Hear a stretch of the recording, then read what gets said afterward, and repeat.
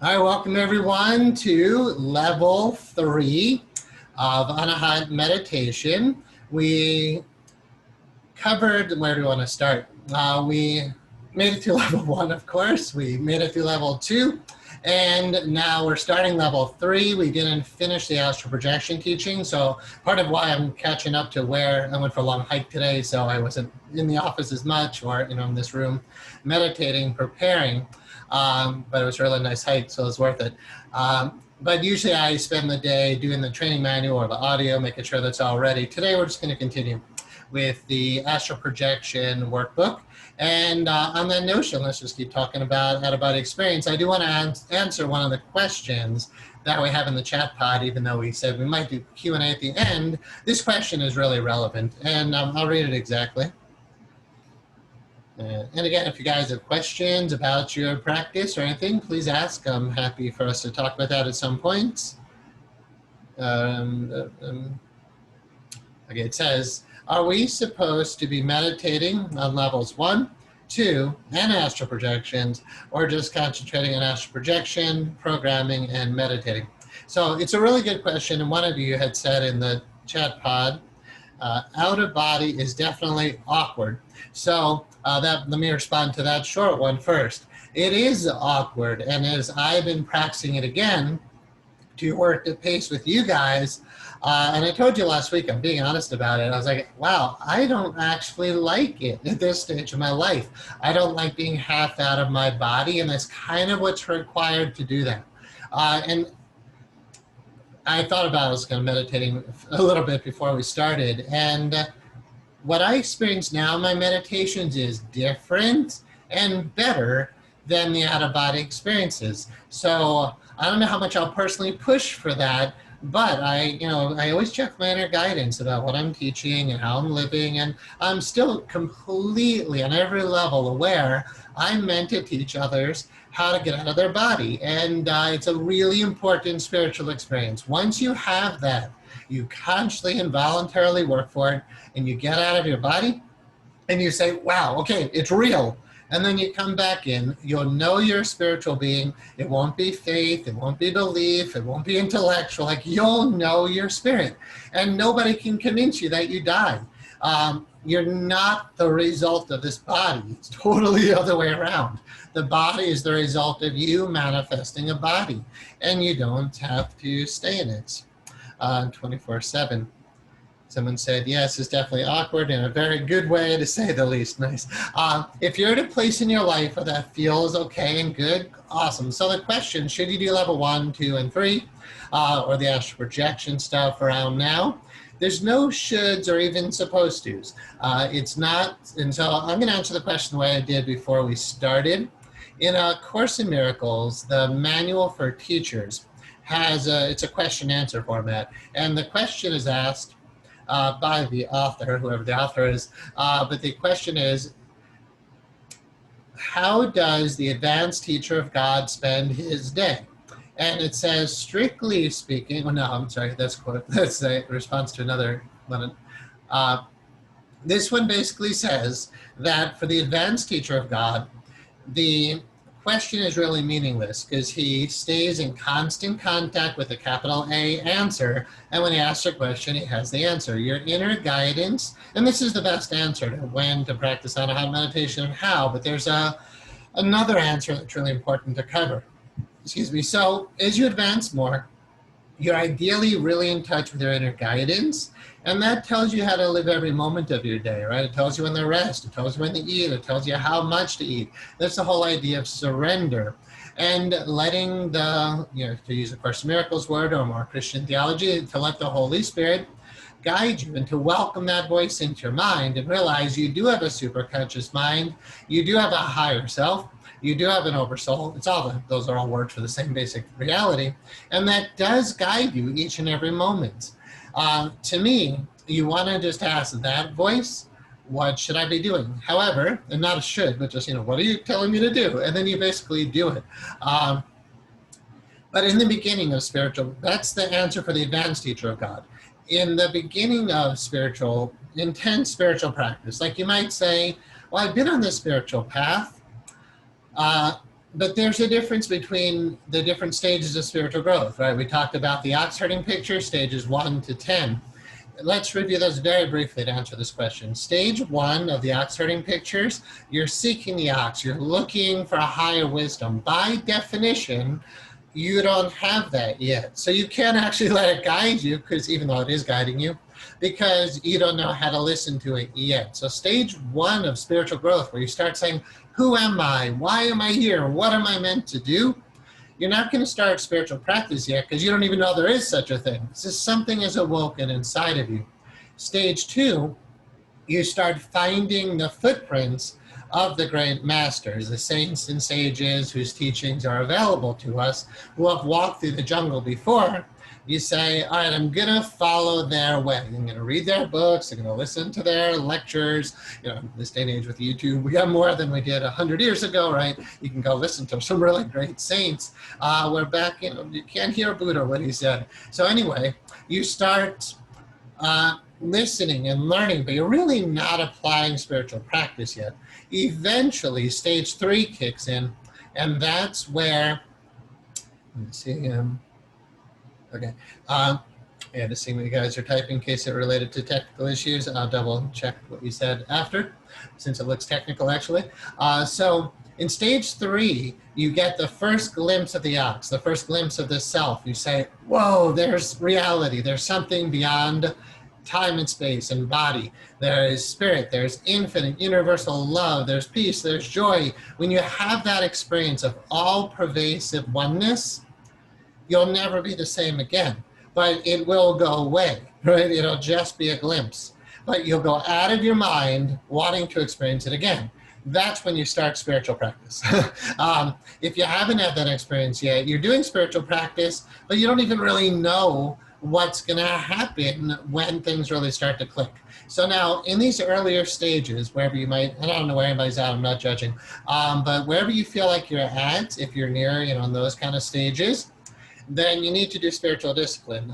You don't move ahead. You move ahead, but the idea is going towards God in the traditional evolutionary sense, normal time and space. It's like evolution is very slow. Involution is very slow. We're talking millions and millions of years, literally. When you start doing some spiritual practice, you're dabbling in some of the different things, then they say it's kind of like Paramahansa Yogananda is the one who gave this example. He said regular evolution is like the walking route. Spiritual practice is like running. But really advanced yogic practice, I won't define exactly which one because a lot of paths fall into this category. Really advanced yogic practice is like a rocket ship route. Like we talked about going all the way up through all of those levels on Mayor Baba's involutionary chart. We're talking about doing that in this lifetime, like within 10 years. So if you're determined for that, not just lowering your blood pressure or getting better complexion or, there's all the reasons that we talked about that, we joked about that before. There's all the reasons to do meditation, but the only really valid reason is to know God. We talked about out-of-body travel last time and how we're developing right now at the time of this recording right now on a hot research division. We're working to validate a lot of the different work I do, the hypnotherapy, the healing, benefits of meditation, and ideally proving out-of-body travel. So one person kind of volunteered for that, but the problem is, and I'll get back on track in a moment, the problem is if you're trying to do an experiment to prove you left your body, you have to go get some verifiable data. Like I can go to your house, see what's there, and then come back and tell you what's there. And there's technically no way I can know unless it was actually there. You could call it remote viewing, but we're not going to get into that right now. The idea is you don't want to be leaving your body to prove you left your body. That's not the reason to do it, right? The whole idea is to know God. So now, if that, and therefore when you get out of your body, you go to the highest and you'll experience it eventually. That's inevitable. But again, you want to do it in this lifetime. Inevitable is like, many, many lifetimes, sure, you're bound to eventually start the journey home. But, we're going to do it fast. So to get there, we have to put both eyes there, focus on nothing else. If that's really your intention, you're better off, dwelling on levels 2 and 3. Level 2 takes your, so it's such a good question, that's why we're really spending time on it. Level 2 takes your consciousness out of the physical body. You start focusing on the energy grids. You're focusing on the meridians and the chakras. You're dwelling on the vichara level of consciousness, which is where your imagination is, right? When we do vichara, so quick review on that. When you do the Tarq meditation, you're focusing on an external object. That could be a sound, like hearing a mantra, whether you're chanting it out loud or listening to it or both. Looking at a candle flame, looking at a picture of a great saint, image of Christ or Krishna or Buddha. So that's the Tarq, and you're focused just on that physically. That equates to level 1 of Anahat meditation. Level 2 is where we start to bring our attention essentially to the etheric body and even to the, very much to the consciousness that's aware of the physical body. And we haven't even focused that much, on pure consciousness yet, because we're kind of gradually moving from the physical through the etheric, which we're going to look at the charts today, and that should really help. Through the etheric into the astral, causal, and then into those higher levels of God beyond the beyond, or just God in the beyond state, which we can talk about today. So if you want to go there, like that's the goal, not learning to be a meditation teacher because you want to get certified. And if the goal is God, then I would do primarily just level 2. I wouldn't even touch level 1. But again, that's like if you're a monastic and you don't have any responsibilities, just forget about level 1, which is the physical plane. You only focus on level 2, which is the etheric plane. And then with level 3, we're focusing up into the astral and beyond the astral. But to be able to function that way can be really, really challenging, like you guys said, awkward. And, I'm like, it's interesting to do it now, because when I was doing it so much in my 20s and even some of my 30s, people would say, you're so ungrounded. And I was, but I didn't even know what grounded was really. I was like just always up in those higher chakras and hardly in my physical body. As I learned with Anahat to have to balance that, I started coming down and in, but also being able to stay up and out. But level 1 keeps that balance without being too out. But when you really want to start transitioning your consciousness, in which I'm doing, but again, it's in different ways that we can talk about later. It's like, it's different than traveling. But so here's the thing, just to elaborate on all these points. When you're meditating, it's important to remember all of the planes that we're going to talk about today that you can fly in, they exist right here now, right? So in a lot, here's the deal here, what feels better for me is when I meditate now, I put my attention on those other levels, but I do it in the present moment in my body, to where in samadhi, the body and mind drop away from your awareness. But samadhi, and that's essentially what I'm doing, samadhi, not out-of-body travel. Samadhi accesses these other levels, but it does it right here now. It doesn't have this idea that there's a you who leaves the body. This idea that, and there is, so please don't get me wrong, I really want those of you who feel inclined to go through the out-of-body stages. Like I said, I'm not dropping it just because there's even more advanced teachings. It's just, to me, crucial. So please don't let anything I say dissuade you. Like, my job as a teacher of God, the Course in Miracles, is to motivate you. It's my only job, is to increase motivation. I remember reading any good book on meditation should inspire you to get on the cushion. If not, it taught you the technique, but it didn't make you really want to do it. So everything we'll cover today, I promise you, like, if you're really seeking the highest, you really want to do, because you can, and it's real, and it's there. But all those dimensions are right here now, and tapping into them here now is equally as satisfying as doing it out of your body. But I'm going to say, as long as you've been out of your body a bunch, because then okay, I get it. I understand who I am in that way. I'm definitely a spiritual being. I'm not a body. I can fly free of the body, and it's totally worth doing. All right, so summarizing this point, level 1 is important to help stay connected to your body and in your body. But level 1 is also really important to come back into your body after an out-of-body experience. So remember, we have level, let's just say, not level, meditation 3, ascending, or ascending energetics on level 2. If you're doing just that, just ascend, ascend, ascend, that's the best way to start having very high, profound spiritual experiences and out-of-body experiences. Just keep focusing on your third eye, and you're gonna have some interesting stuff happen. But again, you'll feel very ungrounded, so we have descending. All right, we come into the body. Level 1 is not 100% descending, right? It definitely brings us to all the chakras and all the benefits.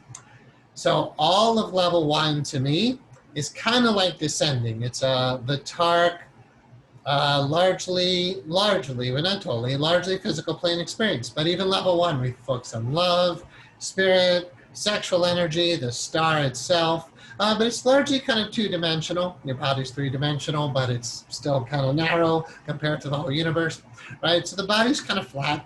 And then when you get to level 2, it opens up to 3 dimensions, but only because your body is 3 dimensions too, right? But the grids, and I'm not going to get too technical about like multiple higher dimensions, but when you get to the grids and you see like the tetrahedron shape around your body, like see, feel, sense it's there, you've just whoop, jumped up to the next octave, to the next level of vibration. And if that's the right word, I'm not a musician when I say octave. So when you're moving up into that, you're better off focusing on love. Like when my hands go from like physical to here, I am putting my awareness on the etheric. And if you stay there, yeah, you're just not really aware of your body at all. I'm aware of my etheric body right now in the energy grids because I'm putting my attention on them, which is so important. So let me try not to go too deep yet.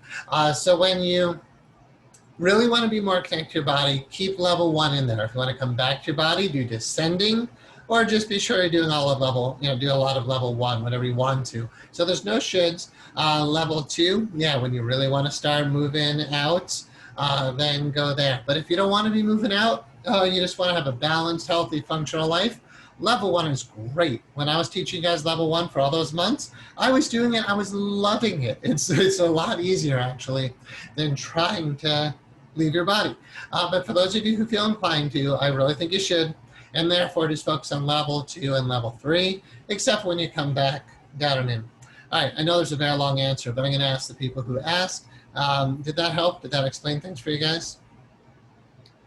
Let me just see what else. All right, I see technical difficulties. We'll cover that at the end. Be sure to remind me about like the downloads or something. All right, let's move on. I'm going to share with you the Astral Projection Workbook again. We'll fix all that in a sec. All right, let's get back to the top. All right, so quick review. And I'm going to say, I was looking at this again today before we started. It's 31 pages. I haven't sold a lot of these, honestly, and it's part of why I'm just giving it away for free. Because like, oh, nobody's going to buy it anyway. But it's like a 31-page book. There's so much in there. And I honestly kind of forgot that I had written it because I was looking at it again. I was like, wow, there's just a lot of good stuff in there. Okay, thank you guys. Told me the answer is complete. Great, so I hope you'll read this. I'm gonna review, like I'll go to each bullet point or each chapter header or whatever, and I'll comment on it from my present knowledge of the topic. But the stuff that's in here is really, really good. And Sylvian Muldoon, who wrote the book, The Projection of the Astral Body, he said, he had done so many out-of-body experiences. He said, I've forgotten more about out-of-body travel than most people ever know. And I really resonate with that. There's so much in this that comes from countless out-of-body experiences. And yeah, it's just really a rich document. I did pick up, I think I have it here on the floor, Robert Monroe's Journeys Out of the Body. Is that what it is? Yeah, it should be in the floor. Journeys Out of the Body. And in the beginning, he talks about just how rare it is for somebody to have an out-of-body experience. He really says that, it might happen once if you're in your life or something like that. And then to do it consciously and voluntarily is extremely rare. So we'll talk about, as we go through this, the need to invoke the vibrational state. And I'll talk about other projections too as we move along. But without the vibrations, it's just like, that's the key. If it's locked, there's virtually, there's kind of other ways, but really, there's like no real way out. You're locked in. You have to have the vibrational state, because that's just like unlocking the door. The moment that happens, you'll feel it. It has to be the right way of vibrating. I hope we'll get to today. And once it's strong enough and vibrating fast enough, you just slip right out. I don't know what happens at the time of bodily death, because this body hasn't died, right? I haven't experienced that yet, but I don't think the vibrations are necessarily there. But when spirit leaves the body, it's a very clear distinction, right? It's not imagination. It's not a dream. It's not a lucid dream. I'll work to talk about lucid dreaming today, since that topic has come up a few times with others in my life, and a lot of you guys, because, not a lot, but yeah, because you guys are curious about these things.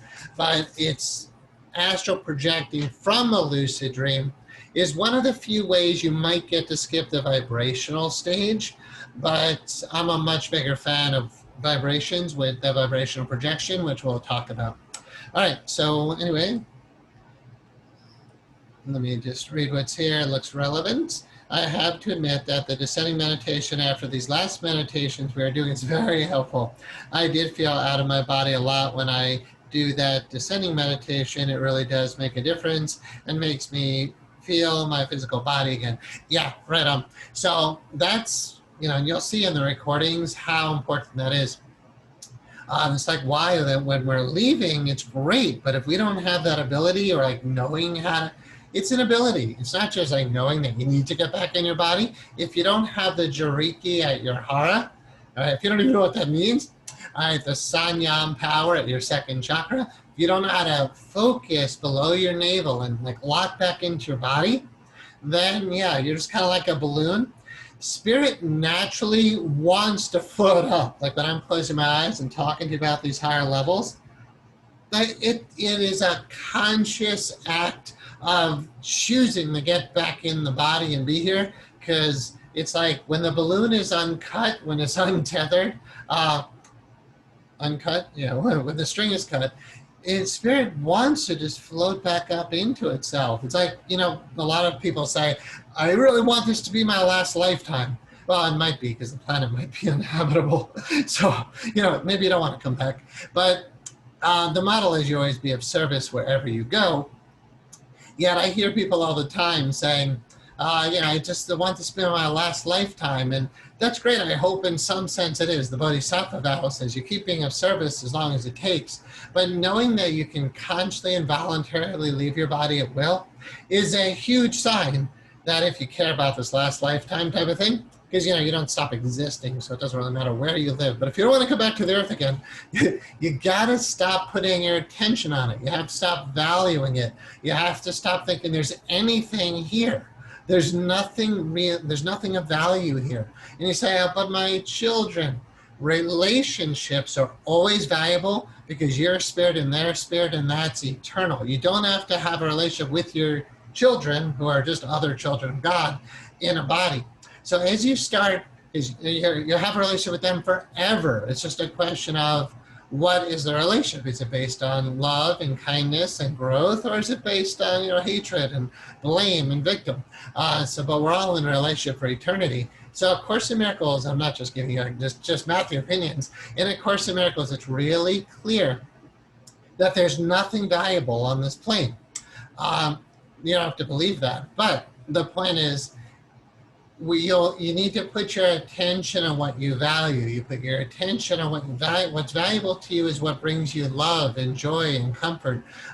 So we put our attention on God. We put our attention on Spirit, because that's where everything we want is. So yeah, if you're You feel like, yes, I need that in my life. I can't live without that. Like if you have a creator, right? If God created you and you don't know who that is, I love the game. I do this every chance I get with people. I'm doing it with somebody right now. It's like it's a student, I guess, but not necessarily directly in the school. But definitely, a person who's in my life in a student category, like 100% student. And I'm like, all right, I'm willing to really help this person. I see the potential. So I started with, who are you? And oh man, the frustration was awesome. It's like, you don't, and then eventually after like, a few hours of this kind of stuff, the person has to admit, wow, I really don't know who I am. And then you do, all right, where are you? And then you hear things like, well, I'm in Florida. Well, where's Florida? United States. Well, where's that? The Earth. Where's that? And then most people don't know. All right, well, that's in the Milky Way galaxy. And where's that? Well, that's a galaxy amongst billions of galaxies. And where's that? In the universe, where's that? All right, good. So you don't know where you are. All right. So you don't know who you are. You don't know where you are. You don't know who created you. That's like, this should be driving you crazy. Right? It's only like a total amnesia victim who's just accepting that they don't know and they'll never know. That's not what science and spirituality and philosophy, that's not what it's all about. Like some of us really want to know. I would say if you have a parent, like when a child doesn't have like an adopted child, they have something in them that makes them want to find their birth parent. I would think we would feel that way about God if we have any inkling that we're not our own creators. And that's what A Course in Miracles teaches. You're not your own creator. So again, I'm here to increase motivation, not just offer teachings, about putting all of your attention on God. So yeah, even though God is here now, when we talk about a bit today, there's something called, those of you who've been through our school's training, we've touched upon it, but it's so deep we don't do it much. It's called that's what I call the cross-correspondence of the chakras. You have levels and you have chakras, like first chakra and then physical level or physical plane. All right, first chakra, physical plane. But then you could experience first chakra, but the seventh plane, meaning the God beyond the beyond, is right here now. And you can experience that in your body. But then there's a seventh chakra, seventh level experience. By definition, you cannot have that in your body. You need to leave your body to have that kind of experience. So I'll work to explain that. And yeah, the only way really to get there, seventh chakra, seventh level, is you put all your attention on God and you do consciously and voluntarily leave your body. And as I read to you last week from Yogananda, until you learn how to drop the vessels, the vehicles, it's like the Russian dolls, but like you're on the inside, it seems like you're like in the physical body, the smallest doll, then there's your etheric body, then there's your astral body. Until you can drop those, you are encased, and then the physical body, you're encased in a skeleton. You're locked in to this living corpse, right? It's like a really crazy thing that people do. But they're doing it so the bodhisattvas come to help to wake them up, because if there weren't the teachers of God, everybody would be stuck in this thing and wouldn't even realize that you're not this thing. You don't have to be in this thing, but you're totally locked into it. So we invoke the vibrations, and then we can get out of the thing. And then we can get out of the etheric, out of the astral, and know yourself as a fully liberated soul. That's what this is all about, not just flying around your bedroom, for sure. All right. Welcome. I'm not saying names because of the recording, but welcome to you who just arrived. All right. Astral projection, the out-of-body experience. Moving along after all my soapboxing. Well, let's not talk copyright, but let's take...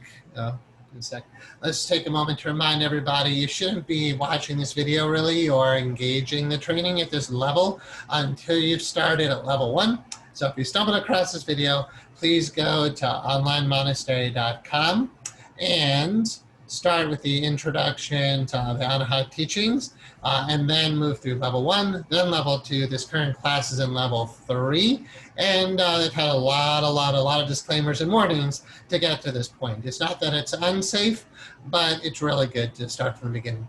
Okay, with that said, yeah, so we covered, I don't know, up to about not even up to number 3, so we got a lot more to cover in this workbook. So we'll just keep moving along with that, and you'll see as far as we get today. Let me just review the recordings again, even though we have paragraphs that explain those. But just for wherever we leave off today, you'll get a better sense of how to use these. So daily hypnotic programming, if you want to believe in your body, use it once a day, not in exclusion to Anahat meditation. So you guys asked about like level 1, level 2, level 3. You could say the out-of-body teachings, of course, are in level 3, but I do hypnotic programming every day, and it has nothing to do actually with my meditation practice, right? To me, Anahat meditation, sitting in lotus position on the meditation cushion, I just thought of last night, just, you know, the time I got on the cushion and how, I'm trying not to curse, like how freaking good it feels. It is so good. It's so, so beautiful. There's no discipline to want to get on the cushion. That's meditation. Totally different for me than lying down, putting on an eye mask, putting on my headphones, and doing a hypnotic program and recording. Totally different experience. It's like doing yoga as opposed to running. Right? Two totally different things. So when you do hypnotic programming, you're focused. My cough drop in there. When you're focused on, when you're doing hypnotic programming, just do that. It's about a half hour less. And then do that once a day if you want to believe in your body. But keep your meditation practice level 1 and or level 2.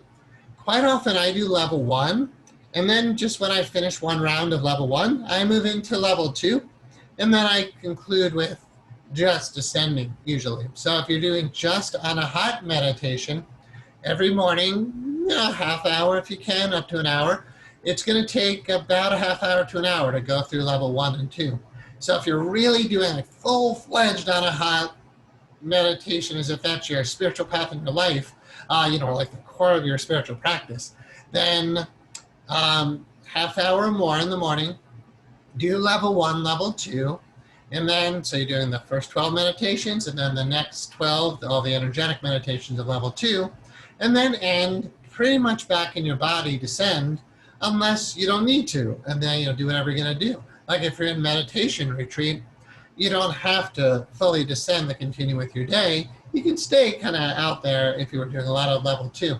So morning and evening, level 1. Sometime during the day, do your hypnotic programming for out-of-body travel. Don't stop meditating because you're doing hypnotic programming. Then in the evening, if we're moving towards out-of-body travel talk, which we obviously are, I just need to get that in my head. I would recommend, it's like you do level 1 and you do level 2 at night, or you don't even do level 1, you just focus on level 2. And if you're doing the out-of-body stuff, then we're going to talk about the evening plan for projection. But in the evening, if you want to be projecting, you should end with ascending. Don't come back down into your body. A lot of what we're going to talk about today happens during your sleep hours. I mean, you'll wake up and you're doing out-of-body experience, but it's happening, let me say this, it happens in the nighttime hours. But it's happening like interspersed within your sleep, because their body can be in deep sleep, or not just the body, but the consciousness can be in deep sleep. So you're contentless sleep, no dreams, no lucid dreams, no out-of-body experiences, nothing, just deep sleep, delta level sleep.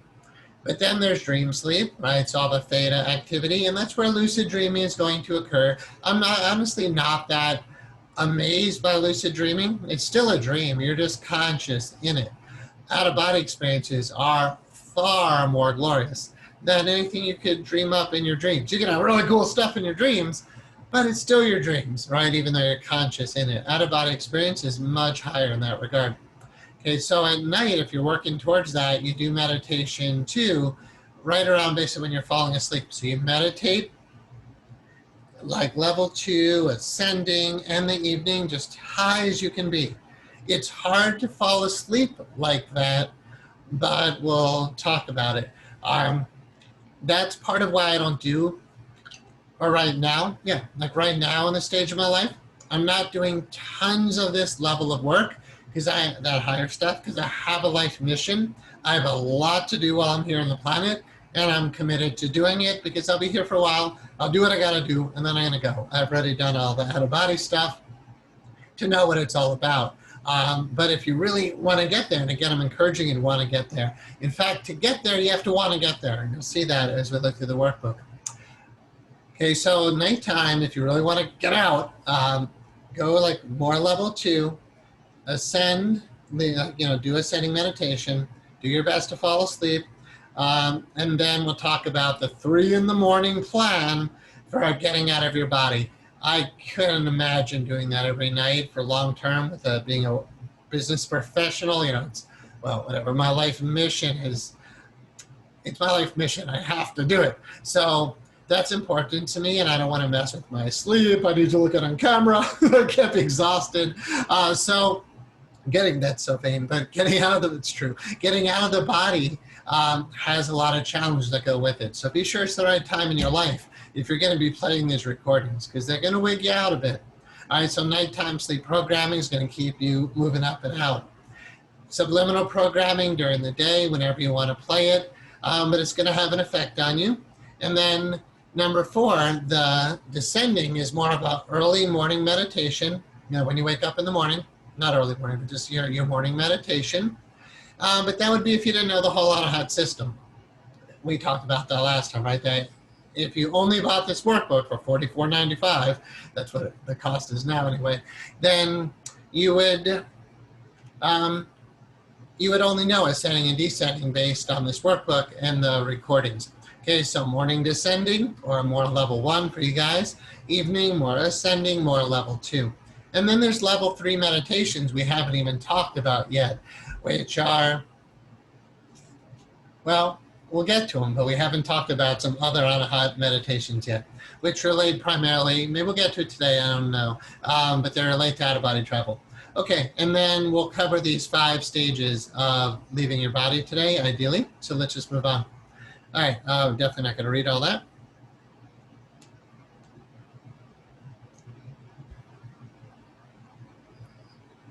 Okay, yeah, thanks. Yes, somebody gave me a reminder about talking about lucid dreaming. I do want to get to that and give you some tips, especially a lot of you, of course, are hypnotists, hypnotherapists. So you know how to do hypnotic programming in yourself. I apologize if there's a recording, I think there was, that I alluded to. It exists somewhere, I just don't know where it is. Out-of-body travel through lucid dreaming recording. But those of you who know how to do hypnotic programming on yourself, I'll give you some tips when we get to it on how to project from a lucid dream using hypnosis. And again, it's probably the easiest way to do it, but not necessarily, like I said, the vibrational projection is really a better thing to work towards. And we'll talk about why when we get there. Okay, so yeah, thank you for the reminder. Let's talk about lucid dreaming when we get there. All right, we talked about a lot of different types of projections. Time travel, I know we talked about. Astral sex, I think that's where we left off. All right, let's talk about cosmic projections. There's a whole section, technically we should do a whole class on these 2 topics, cosmic consciousness and God consciousness. But I want to explain the difference just in case you're out of your body and some of this stuff starts to happen, you have a context for it, because I had these experiences happen to me in my 20s and 30s, like early, all through my 20s and 30s, but I went to India when I was about, I think like 33 or something, it doesn't really matter, but just to put it into context, when I was in India, I finally got to study with some really great masters who had dedicated their whole life, like 30 plus years, and 30 years of living in the Himalayas and monasteries, ashrams, caves type of stuff. And I started asking, all right, what is this experience? I've never seen this in any scripture or literature. It's there, all the stuff is written down about over thousands of years, but I didn't know what the Sanskrit words were. I couldn't put in context compared to other experiences. So I finally got some good words for some of this. The cosmic projection is called Virat Swarup. Virat Swarup. Swa is a word for the self or for God, but Rup is a word for R-U-P, but you could transliterate that as R-O-O-P. Virat is a word I believe relates to vision, similar to the term darshan, some of you may know. So Virat Swarup is the cosmic if I'm using that term correctly, but I believe I am. It's the vision of the cosmic form, not the source. All right, so I've had discussions in the past, as a philosophy major, you get into, especially in college, you get into lots of debates. And I remember debating about God as source as opposed to God as all, or God as the whole. All right, so when you say the whole, like I'm one with the universe, one with the whole, I'm one with all that is, you're talking about the manifest reality. And the term that might work well for that is the Tao. Right? So the Tao has kind of three components to it. There's the Tao is the way and the flow and harmony of things. But Tao is also just all things, but how all things move. And the word for Tao is how all things move. So there's like two. It's like the way of all the universe, and the movements or the waves of the universe, all the forms. So you can't separate water from its wetness, right? On the ocean, you can separate the waves from the ocean or the movement of the waves from the ocean. We have the movement of the waves, and we have the waves themselves, but it's all ocean. But if all you know are waves and their movement, then technically you're experiencing that right now, right? You're on one of you likes the term spaceship. You're in a spaceship spinning around in the universe right now. I mean, that's what's happening. You think you're on Earth and you're just a human being, but you're spinning around in the cosmos right now, right? And so you're aware of it. You're part of it. You are one with it. You don't become one with the universe. You are one with the universe. You are that, and that's right here now. But cosmic consciousness is a totally different experience. There's meditations we can do eventually on it, but the meditations are only visualizations to prepare you for the real thing. In the Yoga Sutras of Patanjali, we may have talked about this when we talked about Sanyam, chapter 3, Siddhi Pod, says the yogi can make his, or her, can make his consciousness as small as an atom or as big as the universe. And when I first heard that, well, it didn't say consciousness. It said the yogi can make himself as small as an atom or as big as the universe. And I'm like, college student, like, that's so ridiculous. Nobody's ever been as big as the universe. Nobody ever shrunk their body down to the size of an atom. But I eventually realized, Patanjali was enlightened. So he was talking from the place of spirit, not the place of body. And he was saying, you, spirit, can become as small as an atom. And you can shrink your consciousness down to the smallest of small. But you could also expand it to the biggest of big. That's Virat Swarup, when you get out of your body. And this is why it's just so important to talk about this. When you're out of your body, you're going to be most likely in your astral etheric body. That's still very limited. It's still an encasing. It's still like a shell. You're not really in it, but God, it feels like you are. Like, just like your body. You're not really in your body. Your body is in you. But it really feels like you're in your body. And you kind of are, right? Where you're locked in until we unlock it with the vibrations. Which, again, is just, remember, I taught this stuff for 20 hours at a pop in my astral projection workshop. So we got a lot to cover, and it's not linear. I am all over the place, and I know that, right? So you're locked into your body. We have to unlock you from the physical body, get you out into the etheric body. But then, then you do a lot of travel in that, but that body is still very limited. One of the next major experiences, but it's really huge, and it's not talked about much in religious literature, you drop the physical etheric astral body, and then there's just you as soul. Now, you as soul, that's soul travel, but that can still feel very small. When cosmic consciousness occurs, you expand beyond what words can't even, like, imagine being as big as the earth, but not you as your body, right? That's insane. You as consciousness become as big as the planet, but the planet is very small compared to the solar system and compared to the galaxy. So my experience, and I'm real and I don't talk about this much, but I would be remiss if I didn't talk about it now as humbly as I can. I have experienced myself, like, I've been out, like, I have memories and experiences of moon and earth, and like, how big am I? God, like, probably as big as the moon in some way. Because you're a consciousness, you're not You're not a body. But I've also experienced, my astral body being like about the same size as the physical, relatively speaking. But then there's when your consciousness just gets big, big, big. There's no limit to your consciousness. And then you're as bigger than the solar system, literally. And then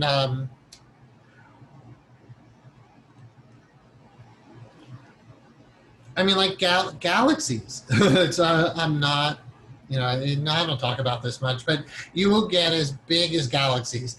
Usually at some point you start freaking out. This is why I'm telling you this now. Some of you may have heard in our schools training, I know I covered it a little bit in transpersonal. We talked about this in the schools training in transpersonal.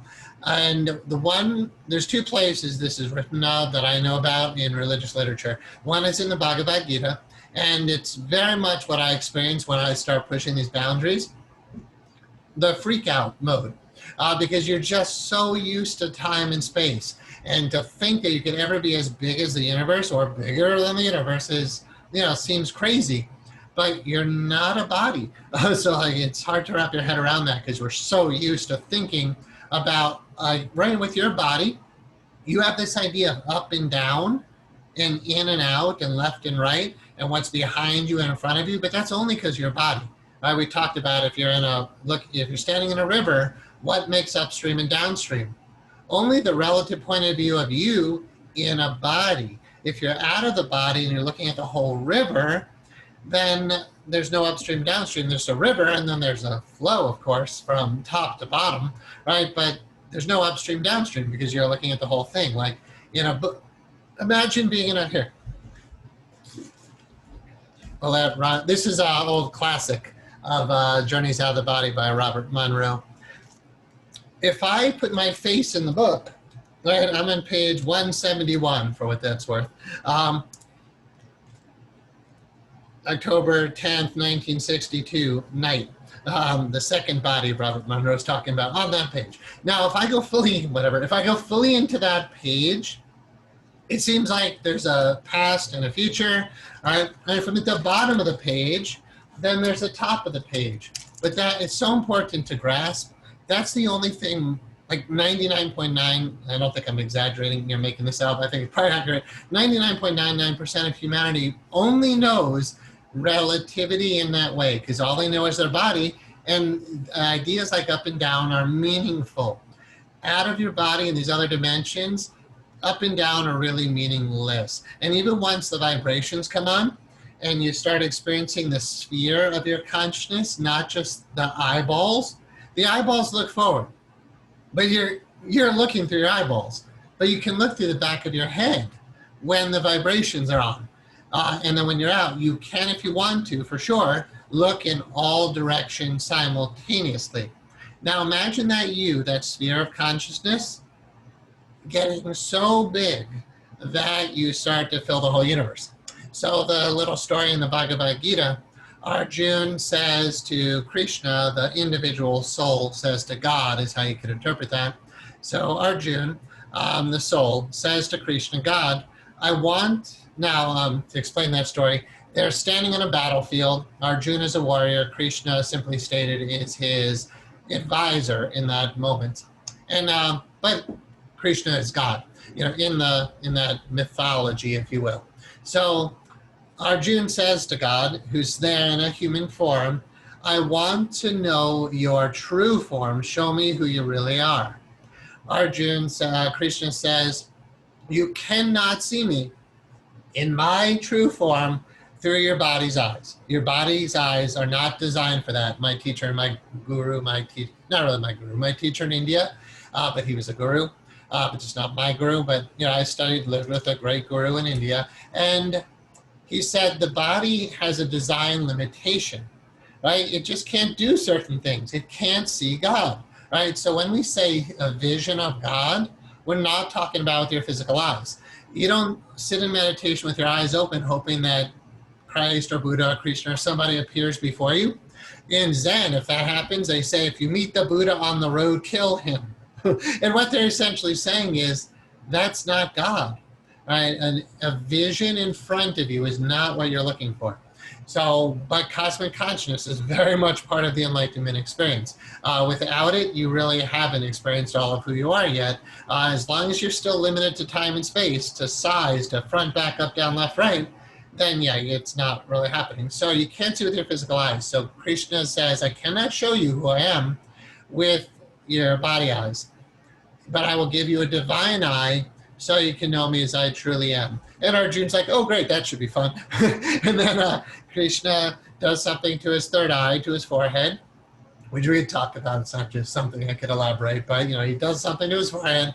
And then pretty much at that moment, the whole universe goes, the whole earth and your body goes bye-bye.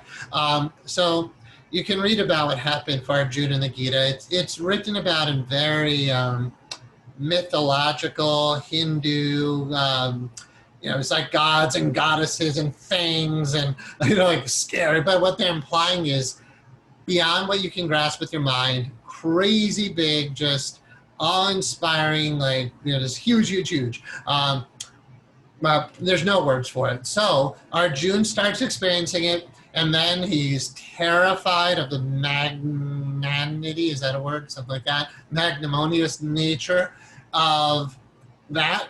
And again, you can't really talk about it. Like, you try to put it to words, but it's just so ridiculous. In the Buddhist Oxford picture, stage 8, which is not quite this, but it says, how can a snowflake exist in a raging fire? How can you talk about that with this infinite, with human words? It's just so, it's almost like frustrating that you can verbalize what that is. But anyway, it's only to create motivation that cause you to seek it yourself. So you can read about it in Autobiography of a Yogi. Paramahansa Yogananda writes about the experience. He calls it samadhi, but it's important to understand it's one kind of samadhi. And it could be misleading because you say, I gotta have that. And you kind of do. Eventually you will. And you get comfortable with it enough that it's not utterly terrifying to get that big. So Arjuna freaked out about it, but Yogananda was prepared by his guru, and he kept asking for the blessed cosmic vision. And his guru said, you're not ready. Keep meditating. That's what he said. So you guys keep meditating. Right? He said, you're not ready, keep meditating. Eventually, Yogananda basically is called to his guru's room. I'm pretty sure it's the same kind of thing. Taps him in the forehead. His whole universe goes bye-bye, and he has the experience.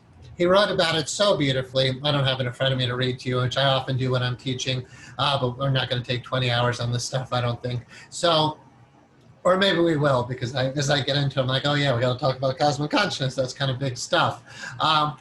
So he writes about it. It's very beautiful, but again, it's only one form of samadhi called Virat Swarup. And again, living in India, I got a good sense more of how to categorize that in all these experiences. My experience of that, my first experience of that, it was pretty much the first. I was in my recliner, my hypnotherapy recliner in my office in Massachusetts. I'll tell you the whole story. So we have it on these recordings, because if you've been through my hypnotherapy training, you might know this major experience. So, but part of why I'm telling you this stuff is because read books on it is one of the best techniques to get out of your body. Just hearing me talk about this is very valuable, and it's a technique. So you're like, oh, well, Matthew's talking a lot, but trust me, which is what I do anyway, right, during these classes, but trust me, you have to put your attention on these levels to get to these levels, except for this experience. Again, this stuff is just so nonlinear, and it's just so different than normal human conversations. But to go somewhere, you have to basically put your attention there. Like, in X-Men, there's that blue guy. I think they named him Kurt Vonnegut, which was a really odd choice of name. But anyway, that blue guy could jump from one location to another, but he has to know where he's going. He has to be able to like, see where he's going or something. There's some truth to that for sure. In going to these higher levels is you have to be able to grasp where you're going to even go there. But that's kind of a half-truth because, especially with cosmic consciousness, you couldn't possibly make that experience happen on your own. I'm talking to you about it to prepare you for it because it's real. Again, I only know 3 instances I can talk about, and I'm I just haven't researched enough because to put myself in this category, but I'm being honest, right? So I know about Yogananda, I know about the Bhagavad Gita, and I know about my experiences of this, and I'm sure there's others, but it's pretty rare that you hear about true cosmic consciousness experiences. But I think you have to be prepared for them so you don't freak out, and that you kind of get a sense of what to do when you get out of your body so that you don't spend 10 years limiting yourself to just flying around your neighborhood. Right? Like, where does it go? How deep does a rabbit hole really go?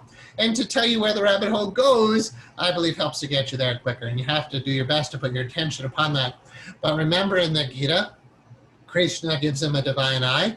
Yogananda had to meditate a lot more than Yukteswar did something, I'm sure. And my experience is this.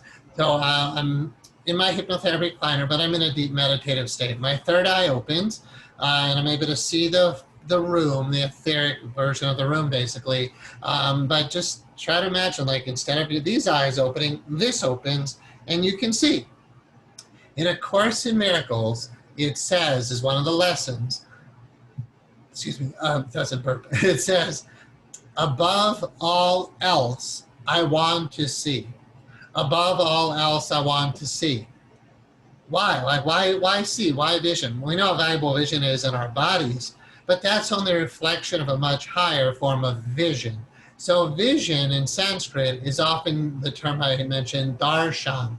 Darshan is usually a term when you go and spend time with your teacher, your guru. They sound like you're having darshan, like the guru's darshan. But that means to see your guru physically. Virat Swarup is the idea of Yog Darshan, or the vision of oneness. Vision of oneness as the whole. Not like looking through your body's eyes or through the Hubble telescope at the whole, because that's not the whole. It's only a small part of the whole. Cosmic consciousness is expanding to contain the whole. And again, it's so hard to grasp because of the limitations of the body. Okay, so is that everything we need to say before we get to the story? I'll do the story.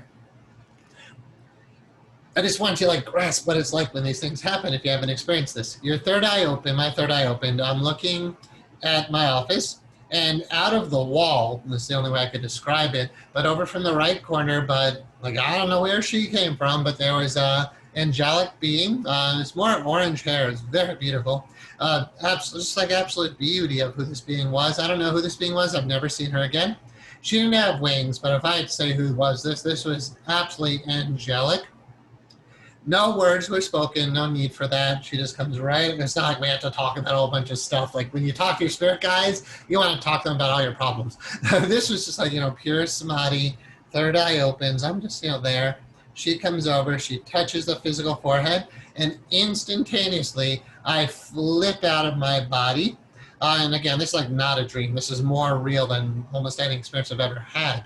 I flip out of my body. I'm floating above the ground outside. She's not there anymore. Time of day, it was nighttime.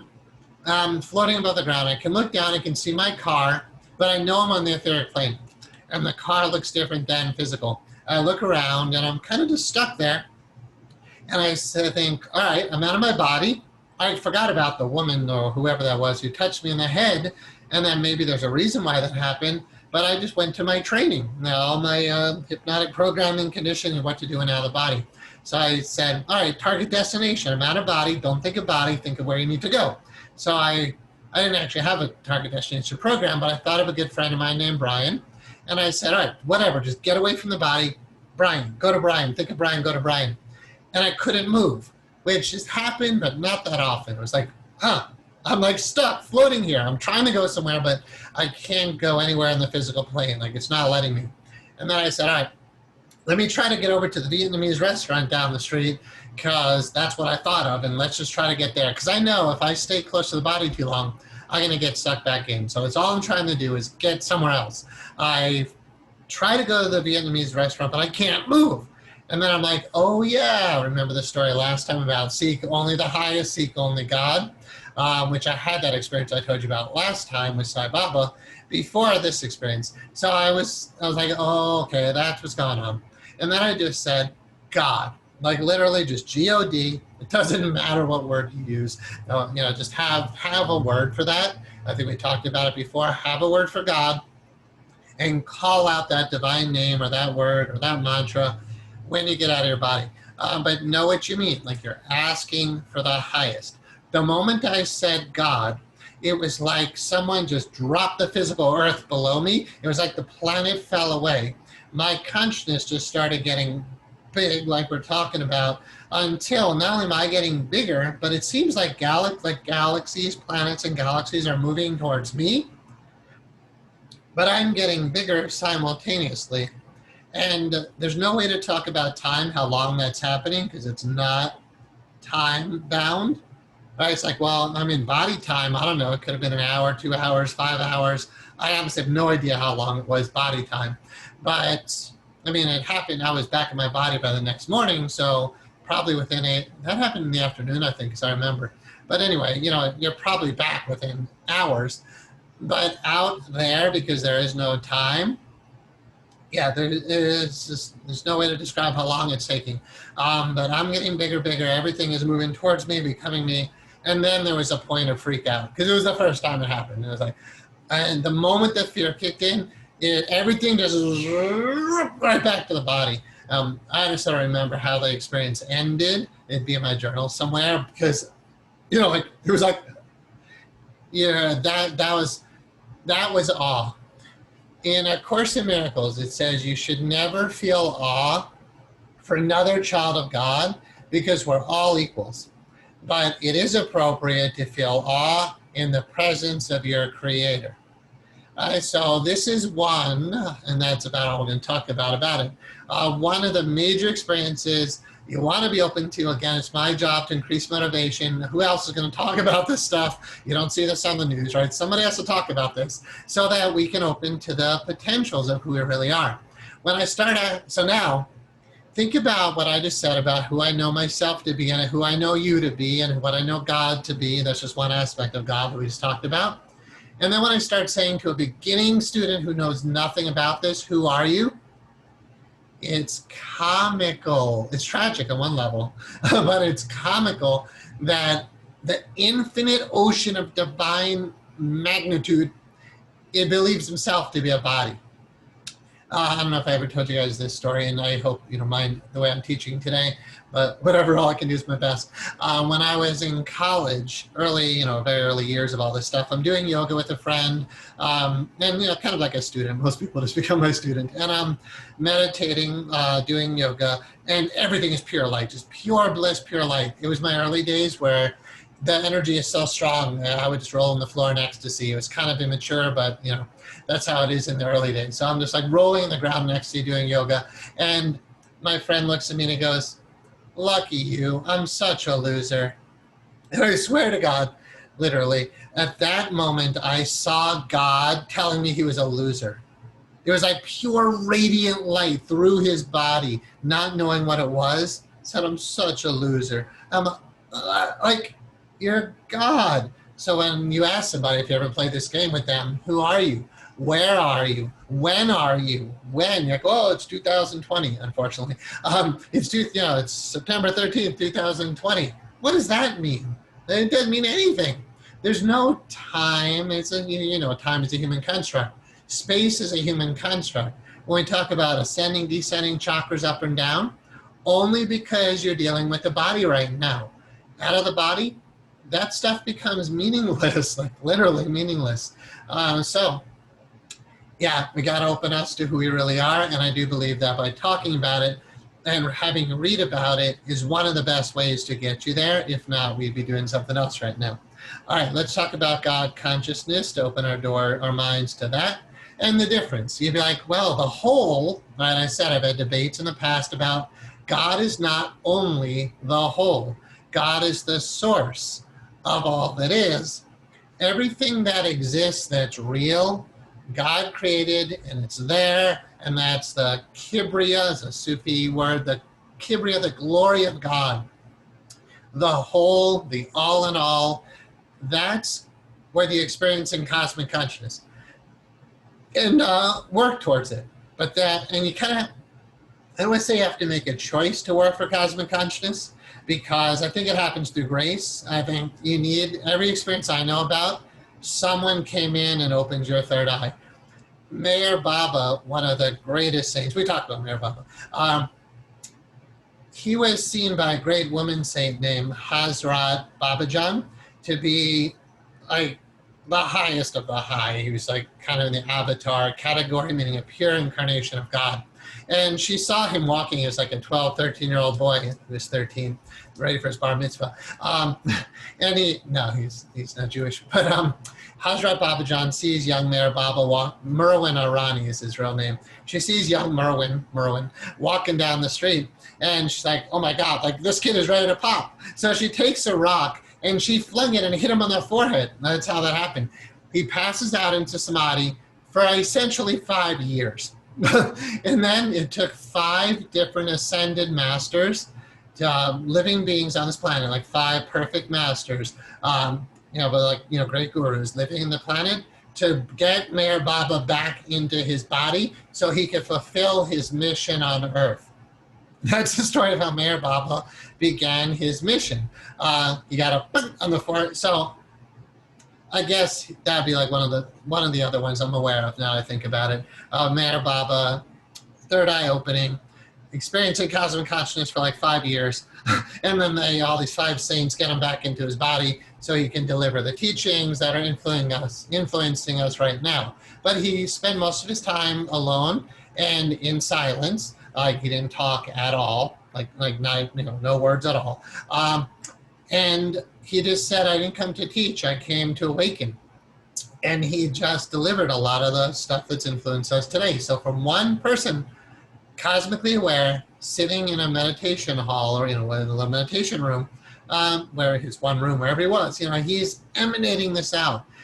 Christ, Buddha, Krishna's probably not a historical character, but all the teachings that come through the Hindu tradition, these are powerful things. So I do feel like what we're doing right here now will have ripple effects way beyond what we can see. The more people become enlightened, huge ripple effects occur throughout time and space. That's why he said, why would you sit and meditate to save all sentient beings? Shouldn't you get out there and feed the homeless and stop the fires and meditate on the highest?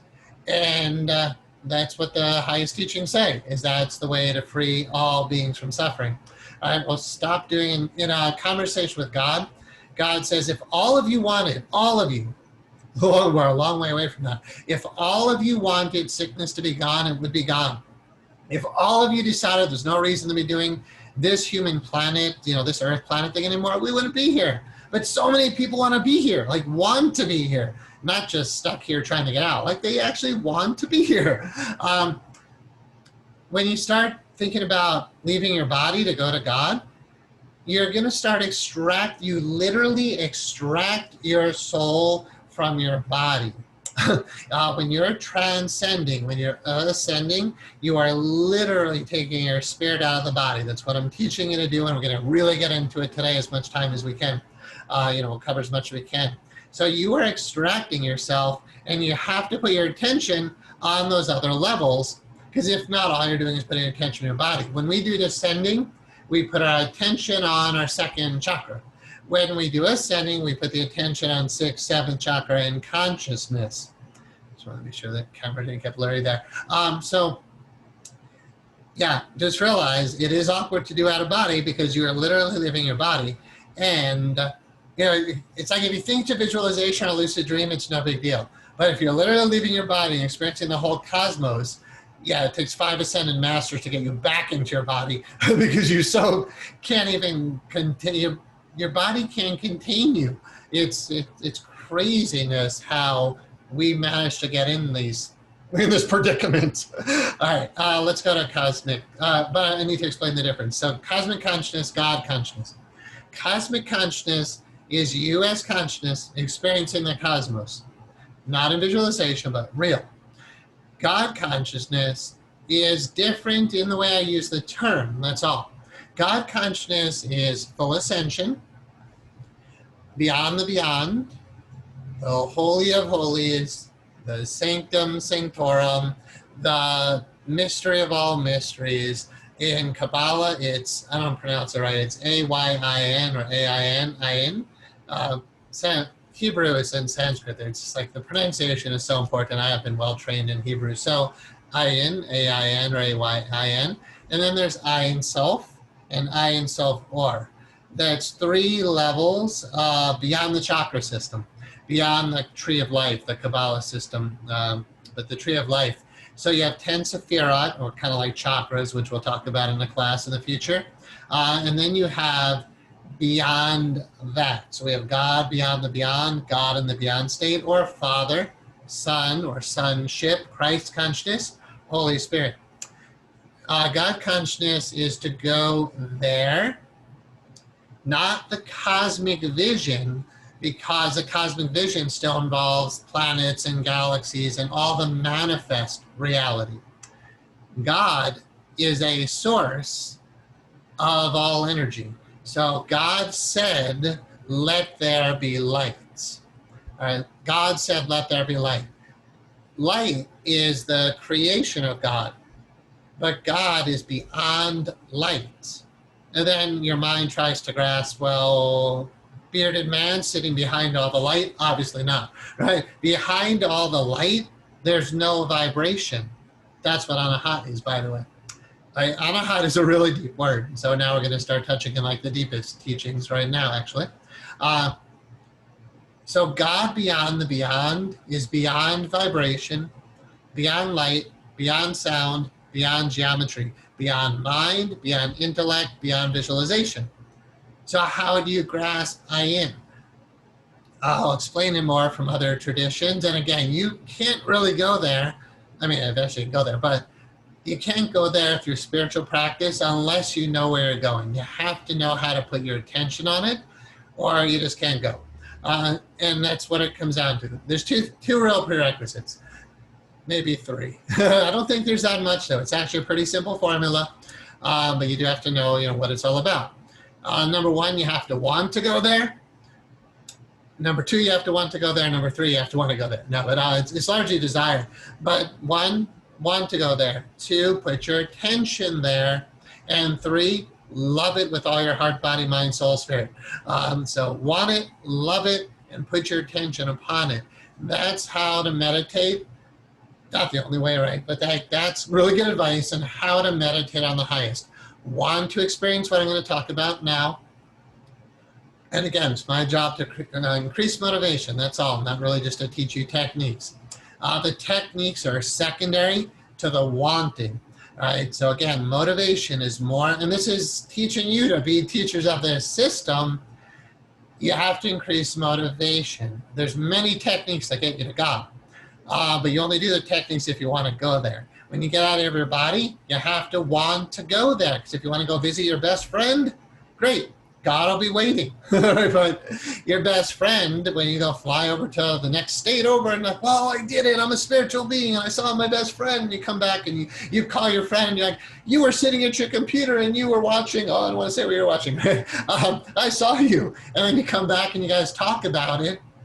And you realize, oh my God, I did it. I was really there. And it wasn't remote viewing or a lucid dream or a mental projection. You literally were in that room. And then you came back. But like, how long are you going to, this is why I don't project that much anymore, really at all. How long are you going to keep doing that? It's not the goal. Your body is not the goal, nor is a etheric or astral projection to someone's house the goal. So you start saying, well, what's the goal? Where do I go? I'll tell you a little bit before I talk about cosmic consciousness. We're moving towards it. When you're out of your body, I'm speaking from many experiences about this level. Some, have fewer experiences, but this is a lot. When you get out of your body, there's going to be the physical plane. It'll seem like below because you're floating above your bed. But kind of like, sort of like if you're in an airplane. It's like the physical plane seems like it's below, right? But really, technically, it's still all around you. But just kind of get a sense, like you leave your body, it'll feel like the physical plane is below. You can find yourself instantly on the etheric plane, but it doesn't really matter. It's just you're still pretty close to the earth, whether it's physical or etheric. But then, right above, if you just put your attention up, and it does seem like up, It almost always seems like up, but I'm sure you can tap into in other ways. All right, well, it's up. It's in the sense that you can merge with the whole. Yeah, God is everywhere. But if you want to transcend, right, or ascend, if you think of that, I'm emphasizing those words like ascend, it is a movement up. So if you focus up, like just out of your body and look up, my experience that above the physical etheric level is an astral light. It's not the light of God, and somehow you just know. It's not infinite, but it's like a membrane between the physical and the etheric. Again, physical and etheric are so intertwined and similar. We can talk about them more, but when you focus up, which you want to do, you move through that astral light and you're in the astral plane. The astral plane has form, it has cities, it has beings, it has all sorts of cool stuff happening, and you can have lots of experiences there. We talked about, I think, one of those last time, and that was just like floating above a bunch of people, just like a minor story, just to tell you the story about Sai Baba telling me only focus on God. So this experience I'm going to talk about now actually happened before I had that encounter with Sai Baba saying focus only on God. Because he was essentially saying to me, why are you wasting your time in the astral plane? You have already been higher. You know how to go higher. Go higher. This story, there's not much to be able to say. You can talk about what happens before, but not much happened before. How did this one go? I never really think about what happened before or after. It's just the experience. Let's just talk about the experience. I'd have to reference my journals to what led right up to it. All I remember, and I'll never forget, of course, is the first experience of totally transcending universe. So it's similar feeling that the physical plane drops away, like the earth drops away, but it's not like the physical earth dropped away. The whole physical plane drops away from your awareness. You're just not here anymore. That's probably the best way to say it. You fly up really high. This is flying towards God as God. You as spirit are going back into spirit. Like it can't be any higher than this experience. There's cosmic consciousness, which is about as good as it gets in mystical literature, but this is higher because now you're returning to the source.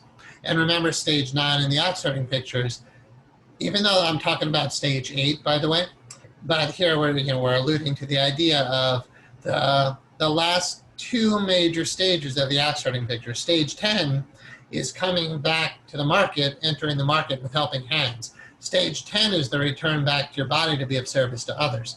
Stages 8 and 9 are what we're talking about now. So stage 8, remember, is the empty circle. When you leave your body, when you're very well prepared and you're able to go, you focus only on God. The physical plane drops away. You move through the other levels. The astral light drops away. You don't stop at the astral plane. You just know, all right, I'm leaving behind huge amounts of information. And then essentially, as all that goes away, eventually you're moving up through the causal plane, but you're not stopping. You just keep going. What's happening from my experience, but it's why I believe they call the 7th chakra a 1,000-petal lotus. You're literally, in a sense, going up through the crown chakra, but you're way beyond your body now. You're just following that. It's like there's a vortex, right, that comes down to manifest you in human. You're going ascending up that vortex. And again, what gets you there is you want to go. You don't care about anything else, which is really hard. Right? It takes tons of spiritual discipline to let go of all other desire. Like the Buddha, when he had his enlightenment, they said, he was like, all right, I'm going to tell you how to get enlightened. And he explained the 4 noble truths. He said the first noble truth is there is suffering, in case you haven't noticed, especially now, right? There is suffering. Number 2, he said the cause of suffering is the desire that arises from your false self. Your false self, which is a total illusion, that wants stuff of this physical plane. And Buddha was essentially saying, until you let go of the desires for this world, you're not going to transcend this world. So you have to, like Course in Miracles, see this world as valueless. See God is what's most valuable. When you're out of your body, focusing only on God, You focus only on the highest. You just keep going higher, higher, higher, whatever it takes. And all you're thinking of is God, God, God. So the energy that really moves you in that way is devotional love. God is love. You are love. If you don't love God, all right, like if you want to see your child or see your spouse or someone you love and you're not in the same room with them, what's going to motivate you to go be with them? Well, you love them, so you're going to do whatever it takes. And if your child was in need, you'd do anything to get your child. Why? Because of love. It should be the same burning desire and stronger for God. I'm only going to say stronger because it does have to transcend the love you have for any person, place, or thing, or spiritual being. Like if you get out of your body, say, I want to see my deceased spouse. You could do that. He did. Robert Monroe definitely got out of his body and saw his wife, but that was his last projection. After Monroe saw his wife, it was so beatific, so phenomenal to meet her on the astral plane. He never projected again because he knew if he left his body again, he would not come back. And so he finished his mission on Earth before he left. Monroe does talk about a transcendent experience into God beyond the beyond. And what he called it, he said it was a return home. And I was like, oh, wow, it's rare. Excuse me, let me get a drink.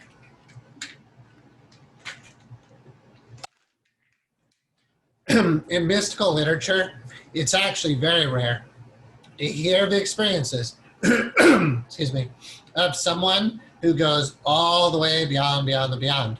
Because we're just all so focused on the physical plane or the etheric or the astral. Even when you have bodily death, you don't go to God beyond the beyond. You go to like the astral plane, you hang out with your spirit guides for a while, they tell you you're not done yet, and you're like, I know I'm not done, I still want cookies. So you come back down and reincarnate. You know, you're like, but I feel so guilty about what I did. All right, come down, you work it out. Everybody who's here is totally invested in being here. It's honestly only the bodhisattvas who are here who don't need to be here, who have gone beyond the beyond, and then they say, all right, I'm going to come back to be of service while this body is still useful and while I still have a mission, but after that, I don't need to be in this physical plane. In Autobiography of the Yogi, Paramahansa Yogananda, after his guru left his body for good, his guru came back. You know, he visited him in spirit, but he like manifested a body so Yogananda could see him. And he said, I didn't go all the way into God beyond the beyond. I'm using my words, but I didn't go all the way to the highest. I stay on the astral plane. The planes in Sanskrit are called lok. Usually you'll see it translated as loka, but L-O-K-A, the A, like I often say, is extra. So lok, he's living on a level called Hiranyalok, and he's teaching astral beings because they're more evolved enough to appreciate his depth of teaching. He's like, I can't stay with the humans. They're not ready for what I have to teach anyway. So he's hanging out on the astral plane here on the Lok, but fully capable of going all the way back into God beyond the beyond. So why wouldn't you just go all the way back anyway? There's nothing happening there. It's beautiful. I'll work to talk about it before I move on. Because again, I have to increase motivation about wanting to go there. So, you know, the astral plane is, you're going to experience it. Just focus on the highest and you'll move through the levels all the way back up to God, God beyond the beyond. And I'm going to give you some other, let's do that now. Other words from other traditions to describe what we're talking about. One just popped in my mind, but it's not the right word, but I'm going to explain it because some of you I know are in the shamanic tradition. In shamanism, and I've been down before COVID, I was paragliding Brazil, Peru. I went up to Cusco, got to fly above the Machu Picchu area. It was super cool. So Peru, Brazil, and Costa Rica. In Colombia. So I've got like, you know, really good vibe for that energy now. And the term Pachamama is so beautiful. It's like, you know, earth spirit, spirit mother, mother goddess of earth, but like Gaia, like the living presence of earth. That, you're welcome. Yeah, I'm not well versed on it, although I've had my fun with it because it's a wonderful path, especially grandmother and grandfather. So the experience of Pachamama is a first chakra, 7th level experience. You're in your body and then through ayahuasca or peyote or whatever you're doing, you can, or plant medicine means, you experience your oneness with God, immanent with all things. And that's the word. There's two words in mystical literature: immanent and transcendent.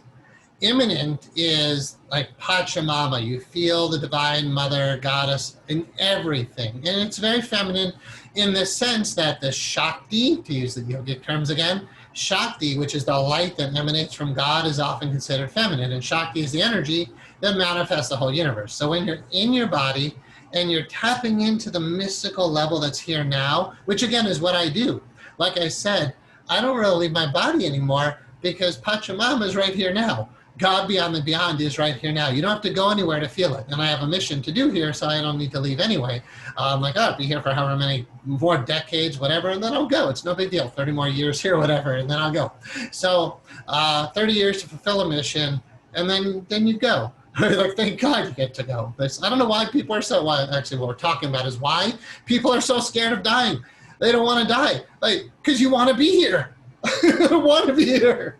I'll be so happy to go. I think you should cry when people come into bodies, not when they leave bodies. That's why babies are crying, because they're like, oh, for God's sakes, what did I do? It's so much better to go, but whatever, we're here. So you can experience your oneness with all that is here. That's immanent, but transcendent is what you don't always hear about because people are invested in the physical plane or in their spirituality. They're often invested in the etheric or astral, usually the astral plane. When you want to go to heaven, that's kind of the astral plane. But the highest, the absolute most transcendent, I'll pull from every tradition that I know the words from, at least like 5 or 6. I don't know what the word is in shamanism.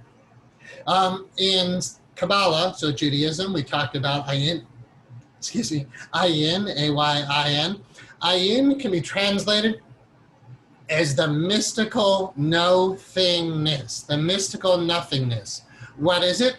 In the Tao Te Ching, the Taoist Bible, it says, those who speak do not know, those who know do not speak. That's why you cannot ever really pronounce God's name. That's why they write G-D. It's just all the way in Judaism to tell you, whatever you're imagining, that ain't it. Whatever you just intellectually figured out, that's not it. God beyond the beyond literally means it's beyond your intellect. But it's not beyond your ability to experience. When people hear that, like, oh, but it's the mystical nothingness that you can't grasp as a human. No, a human can't grasp it, but you're not a human. And your mind can't grasp it, but you're not limited to your silly conscious mind in your head, right? Science can't get it. It's beyond the beyond, but you can go there. And again, until someone tells you how, it's going to take a long time. You can do it in this lifetime as long as you just want to go there, focus on it. So want to go there, focus on it, and love it. It's like, why would you love it, but you don't know it? You do know it. When people say, I don't know who I am, you actually do know who you are. And when you say, I don't know what my mission is, you actually do know your mission. God never withheld anything from you. When you were created, you were taught everything you needed to know. All things were revealed to you. Nothing was withheld. And now when you have a mission, your mission was told to you, and you know it. You just don't want to admit it, or you're in denial of it, or you're caught up in other useless journeys. But you know who you are in the deepest level. Like if I say you are love, you're like, I know that. You are spirit. I know that. Some part of you still always knows that. But there's a huge forgetting process going on right now, right? Like total amnesia victims with only the vaguest memory, but you'll know truth when you hear it because you are truth. So God beyond the beyond is truth. In Buddhism, what tradition to pull from, I love the quote from Nagarjuna, the Buddhist mystic. He said, my experience of non-being, in Buddhism that word is shunya, S-H-U-N-Y-A, or sunyata, S-U-N-Y-A-T-A. Shunya or sunyata, like the experience of that word could be translated as emptiness or nothingness. Right? It's not manifest, it's not form, it's not vibrating, there's no geometry, there's no light, there's no sound, there's no mantra, there's no angels. We're beyond all of that. So again, you can't really grasp with your mind, but words can help to point the way. So Nagarjuna said, my experience of non-being was not non-being, it was wondrous being.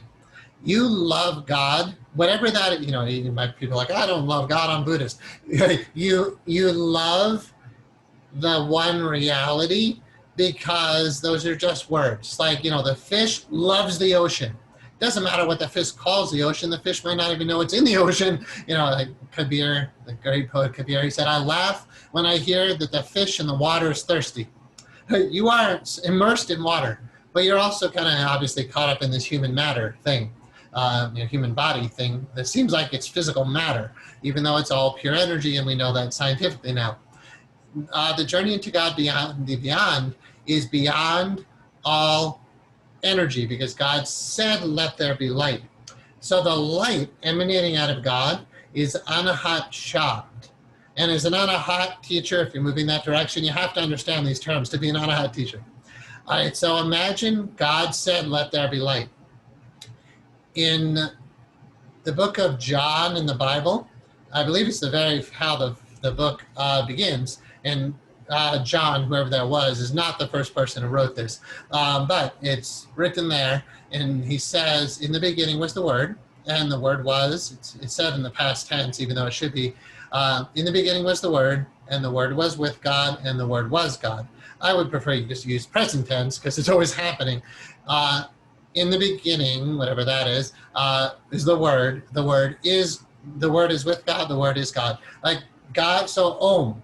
When God said, let there be light, God says, Om. Right? Manifests out vibration, light, sound, geometry.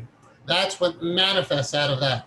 That light is anahat shabd. But anahat shabd is the unstruck, because anahat could be translated as unstruck. Anahat shabd is the unstruck sound.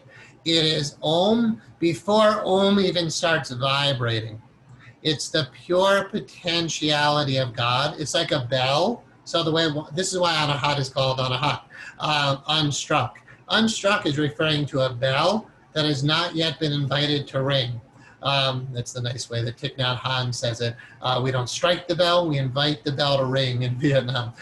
So that's how Thich Nhat Hanh says it. So if we invite the bell to ring, the bell, while it's just being the bell, is anahat, pure potential, shunya, ayin, and I'll give you some other words, right? It's just the beyond, not even vibrating. But you could, in Sanskrit, the words are sat, chit, anand, pure existence, pure consciousness, pure bliss. You love that. When you experience that, and you do to some degree in meditation, whenever you feel bliss in meditation, whenever you're aware of consciousness, you're getting a glimpse of that one reality, the source of all that is. And again, that is right here now. But experiencing it in a body is not a seventh chakra, seventh level experience, which is what we're talking about now. So again, you love it to go there. When you're out of your body, you just think, wow, all the bliss I feel in meditation, I want to know the source of that. And when we get into deeper samadhi teachings in the future, we will talk about a non-samadhi, the bliss of samadhi, and the importance of that stage. A non-samadhi is a stage towards the highest samadhi. So if you fall in love with the bliss of meditation, and you meditate on ascending in the 6, 7 chakra region in your consciousness, right? I am conscious, and then I am bliss. And then that you gets out of your body. And when that you is out of your body, you say, God, as long as you mean the highest, and as long as you're ready, then yeah, all the planes drop away. You start flying up higher and higher. You'll drop like, it's the easiest thing when it's happening. You'll drop your physical body, you'll drop the etheric, you'll drop the astral, you don't care about them at all. And you're just going right towards God. All this light is pouring out of this one central source, and that's the anahat shabd. You'll see all the subatomic particles manifesting, like they're moving. When God said, let there be light, the light emanates, and that's Om, or the word in the beginning, but it's happening all right now. And then you'll see all the wave particles of, in Sanskrit, they're called anu, atoms, or para-anu, subatomic particles. You actually experience all that coming out of God. That's what the whole universe is made of, all that energy, all those subatomic particles. go on journeys to manifest realities. I'm going to offer you a bonus teaching right now. All that energy in Sanskrit has been also called Prakriti. Prakriti is another word for Shakti or Chi or Prana or life force, or even Ruach HaKodesh, the Holy Spirit, but don't worry about that term. Mostly just Prakriti is energy. Purush is the source of that energy. So I'm talking about how to go back into Purush. Purush is the source of the energy. The energy emanates out of Purush. Prakriti, the energy that comes out, is in the service of Purush. Take that in because it's the secret to success. It's like a bonus teaching. Prakriti is in the service of Purush. While you're caught up in Prakriti and the energy, you're lacking a lot of your power. You don't realize how powerful you are. When you sit above all that, and that doesn't mean you have to be out of your body, and we'll talk about this in the future someday. These are the creating and manifesting teachings in the Life Mastery course. The deepest level of all that stuff, it's not just to create a successful life, although that's the bonus. When you're in that highest consciousness, all of that energy emanating out, which manifests universes, you're in control of.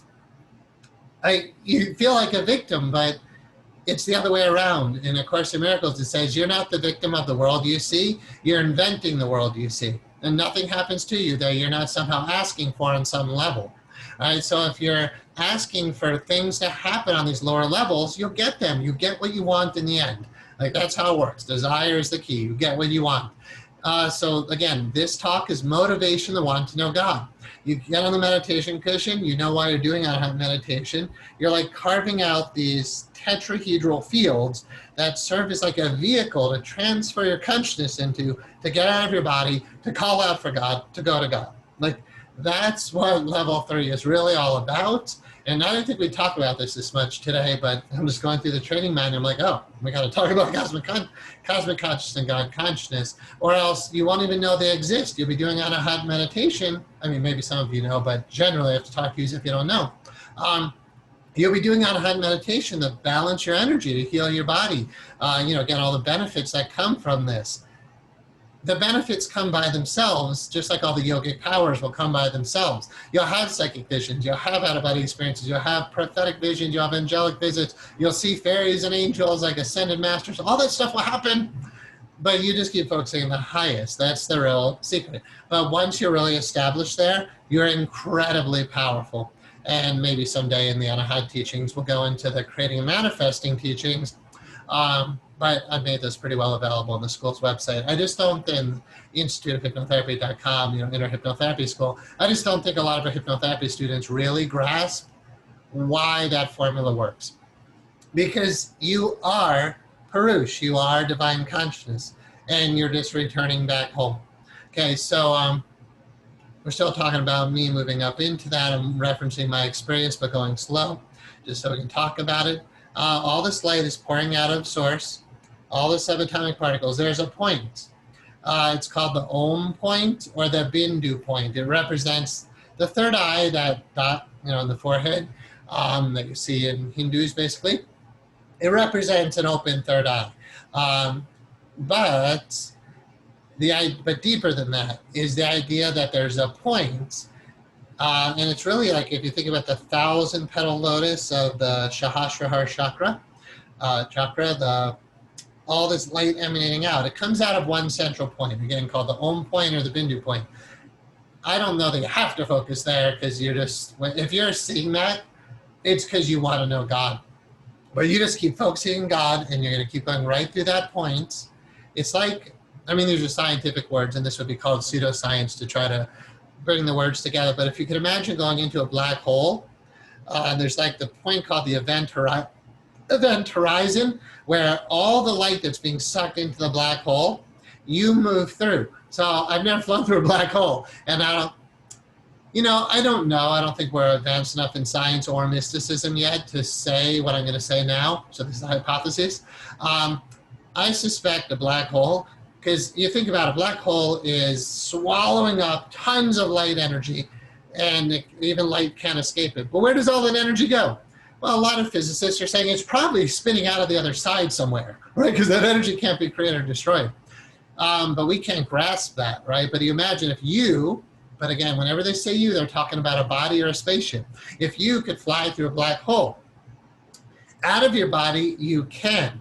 I've never tried to go to the center of a galaxy to fly through a black hole, but I'm suspecting this, what I've flown through as the journey back into God, it would have to be the energy pouring out of black holes. I mean, it's it only makes sense. Anyway, there is all this energy pouring out of a source. And I'm sure that's happening. It is happening in every galaxy. That's in the center of every galaxy is the black hole. We know that now.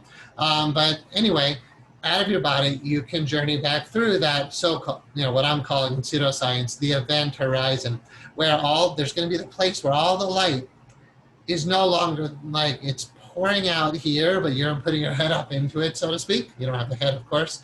And then you're beyond all that.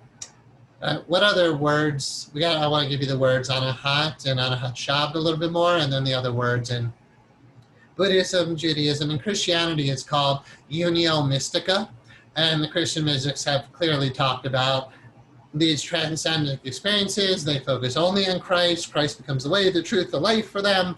They follow Christ home. They say follow Ohm home in Hinduism. So you follow Christ home, and then, and we talked about that, like you can meditate on the picture of Jesus, but then close your eyes and visualize Jesus, but you have to fall in love with him in Christianity. And if you love Jesus as your Savior, you leave your body at the time of bodily death, you call out for Jesus, and that's a perfectly valid path according to all these other teachings. It's just, I don't know that most Christians speak this way, but yeah, you just focus only on God when you leave your body at the time of bodily death. Like if a Christian had a near death, and this has happened, Christians have had near-death experiences where their body is physically dead, medically verified, but they're out of their body, and they're experiencing hellish realms because they weren't, prepared. They weren't necessarily enlightened yet. But they, in the midst of their darkness, they go, Jesus, help me. And then all of a sudden, that being comes and pulls you out of there. It doesn't necessarily take you to the absolute highest. And what happens in the near-death experience is those people always really glimpse the light. It's like there's all the light, and there's Jesus, and he's saying, you're not ready yet. It is not your time. And they're like, but they're not ready yet. And they have to come back to their body. Not just because they still have a mission here, but they're not even close to being ready, because only love can go there. And when you're hurt, sad, scared, angry, guilty, blaming, telling yourself and others one way or another that you're bad and stupid and worthless and unlovable and all that stuff, you're completely unenlightened. You couldn't grasp what's on the other side of that being that looks like Jesus, who's saying it's not your time yet, you're not ready. It's like you're literally not ready, so come back to the body. 20 plus million Americans, according to the most recent Gallup poll that I know about for our school, 20 million Americans have reported having near-death experiences. So out-of-body experiences are not actually that uncommon now with modern medicine. 20 million people have died and come back to life. That's resurrection, right? But they just weren't ready to not just to be out, but to go higher. So most people, when they leave their bodies after bodily death, are not going to go to what we're talking about. Death does not give you the experience we're talking about now. Bodily death does not do it. According to the reincarnation teachings, you'll just come back. There was a Jewish rabbi who was teaching a group I was in, and he said to us, he's such a beautiful being. He goes, yes, we be in this beautiful little accent that I can't do. He goes, yes, we believe in reincarnation, but only a fool waits until their next life to do what they can do now. Only a fool waits for the next life to do what they can do now. So you put your attention on the highest. So mystica, Christians, Christian mysticism understands it. In Sufism, the term is, fana. Fana al-fila is the highest, as I understand it, but you can research. I only, touched upon it. Fana means annihilation. Fana al-fila is like complete annihilation. But it's like, well, what does that mean? Is your body annihilated? Is your ego annihilated? Yes, actually. But you'll still come back to functioning through ego and through body. But when you're there, there is no ego and no body. You can't take your ego into the place we're talking about now. So that's why we're going to talk about the vibrational projections.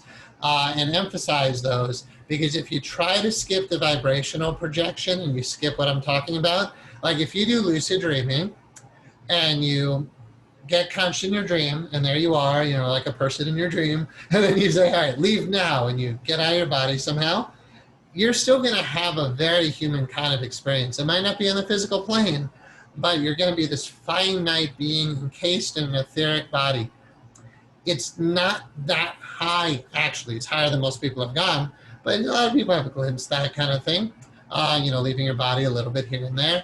But that's just like not even tip of the iceberg. It's like, you know, the pin tip compared to the whole universe. So I don't want you to get stuck in just trying to do a lucid dream projection, because the vibrational projections, for them to happen, requires intense spiritual, mental, emotional purification. If you don't do the purification work to get out of your body properly, when you do get out, you can have really scary experiences. This guy did, Robert Monroe. When Monroe, in his earlier experiences, he wasn't a spiritual aspirant. He just had this natural ability to slip out of his body. And when he got it, and he used some technology, but, you know, binaural beats, really.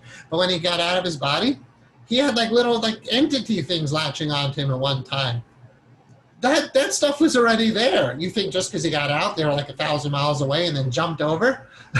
that negative stuff was part of his aura, or it wouldn't have been there. So you need to do the spiritual purification work first, and I'm going to talk to you about that when we get to the vibrational talk. Okay, so again, like the spiritual path and these levels that we're talking about is much deeper than what you can kind of grasp when you're just completely identified with the body, because you visualize being out of your body, but you visualize you in this very limited sense of self, which is like your etheric or astral body. What we're talking about now, God consciousness, is beyond all that.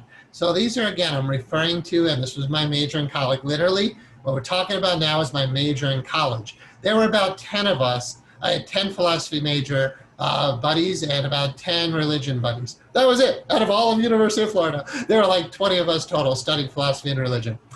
So not a lot of people have, you know, really dedicated their life to understanding this. So I hope what I'm saying to you is really, and I know it is, I just hope you appreciate that it's really valuable. All right, so there's other words in all the traditions for the highest. Definitely in Hinduism, they have this well mapped out. But let's just talk about some more words here and then we'll go on.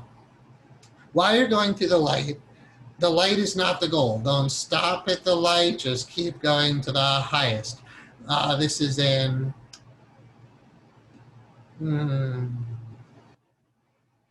the identity of relative and absolutes in Buddhism, in Zen Buddhism.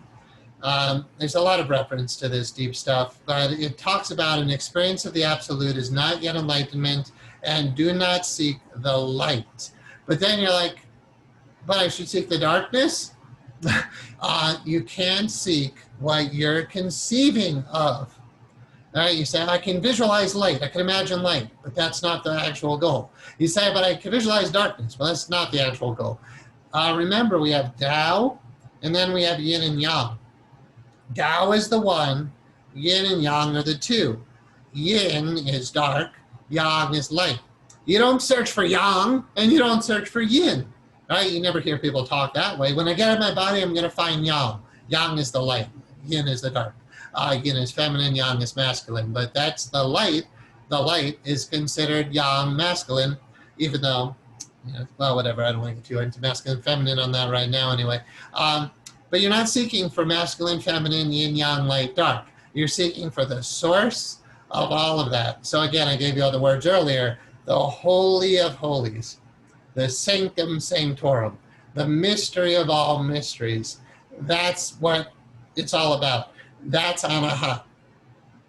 So Anahat, meaning unstruck, not vibrating, is the very source of the whole universe. So the Anahat meditation system is not designed to do all the benefits we've talked about. It's designed to lead you back to Anahat. So Anahat, to me, is a word for God, but we call it, but it's the heart chakra. So I hope you'll contemplate this theme. Anahat is the heart chakra, but Anahat is also the highest level of reality. That's cool if you just contemplate that. But Anahat is the heart. Anahat is the heart of the entire universe. Now, the very source of the whole universe. So that's how significant that word is. And in our hypnotherapy school, in our association, my publishing company is Silent Light Publishers, the Anahat Shab, Silent Light Publishers. So there's depth underneath all the stuff that I do that most people don't know about. It's always talking about Anahat, the highest, Anahat Shab, the light that emanates from God, and then how that manifests into creation through sacred geometrical principles, and how we can manifest true success in life mastery because of what we understand about how Prakriti is in the service of Purush. But more importantly than that, we focus on the highest, going back to Purush or Anahat, to source, to God. Okay, so you can talk about what happens when you go past the quote pseudoscience word event horizon. When you go, but that's just a scientific word. When you go past what the Hindus call the Ohm point or the Bindu point, then all the light will just not be there anymore. What's left, and there's no words, right? Pure consciousness is a good word. In Sanskrit, that's C-H-I-T, not C-H-I-T-T. And we don't have time to talk about the difference right now, but there are two kinds of chit. One kind of chit and the other kind of chit.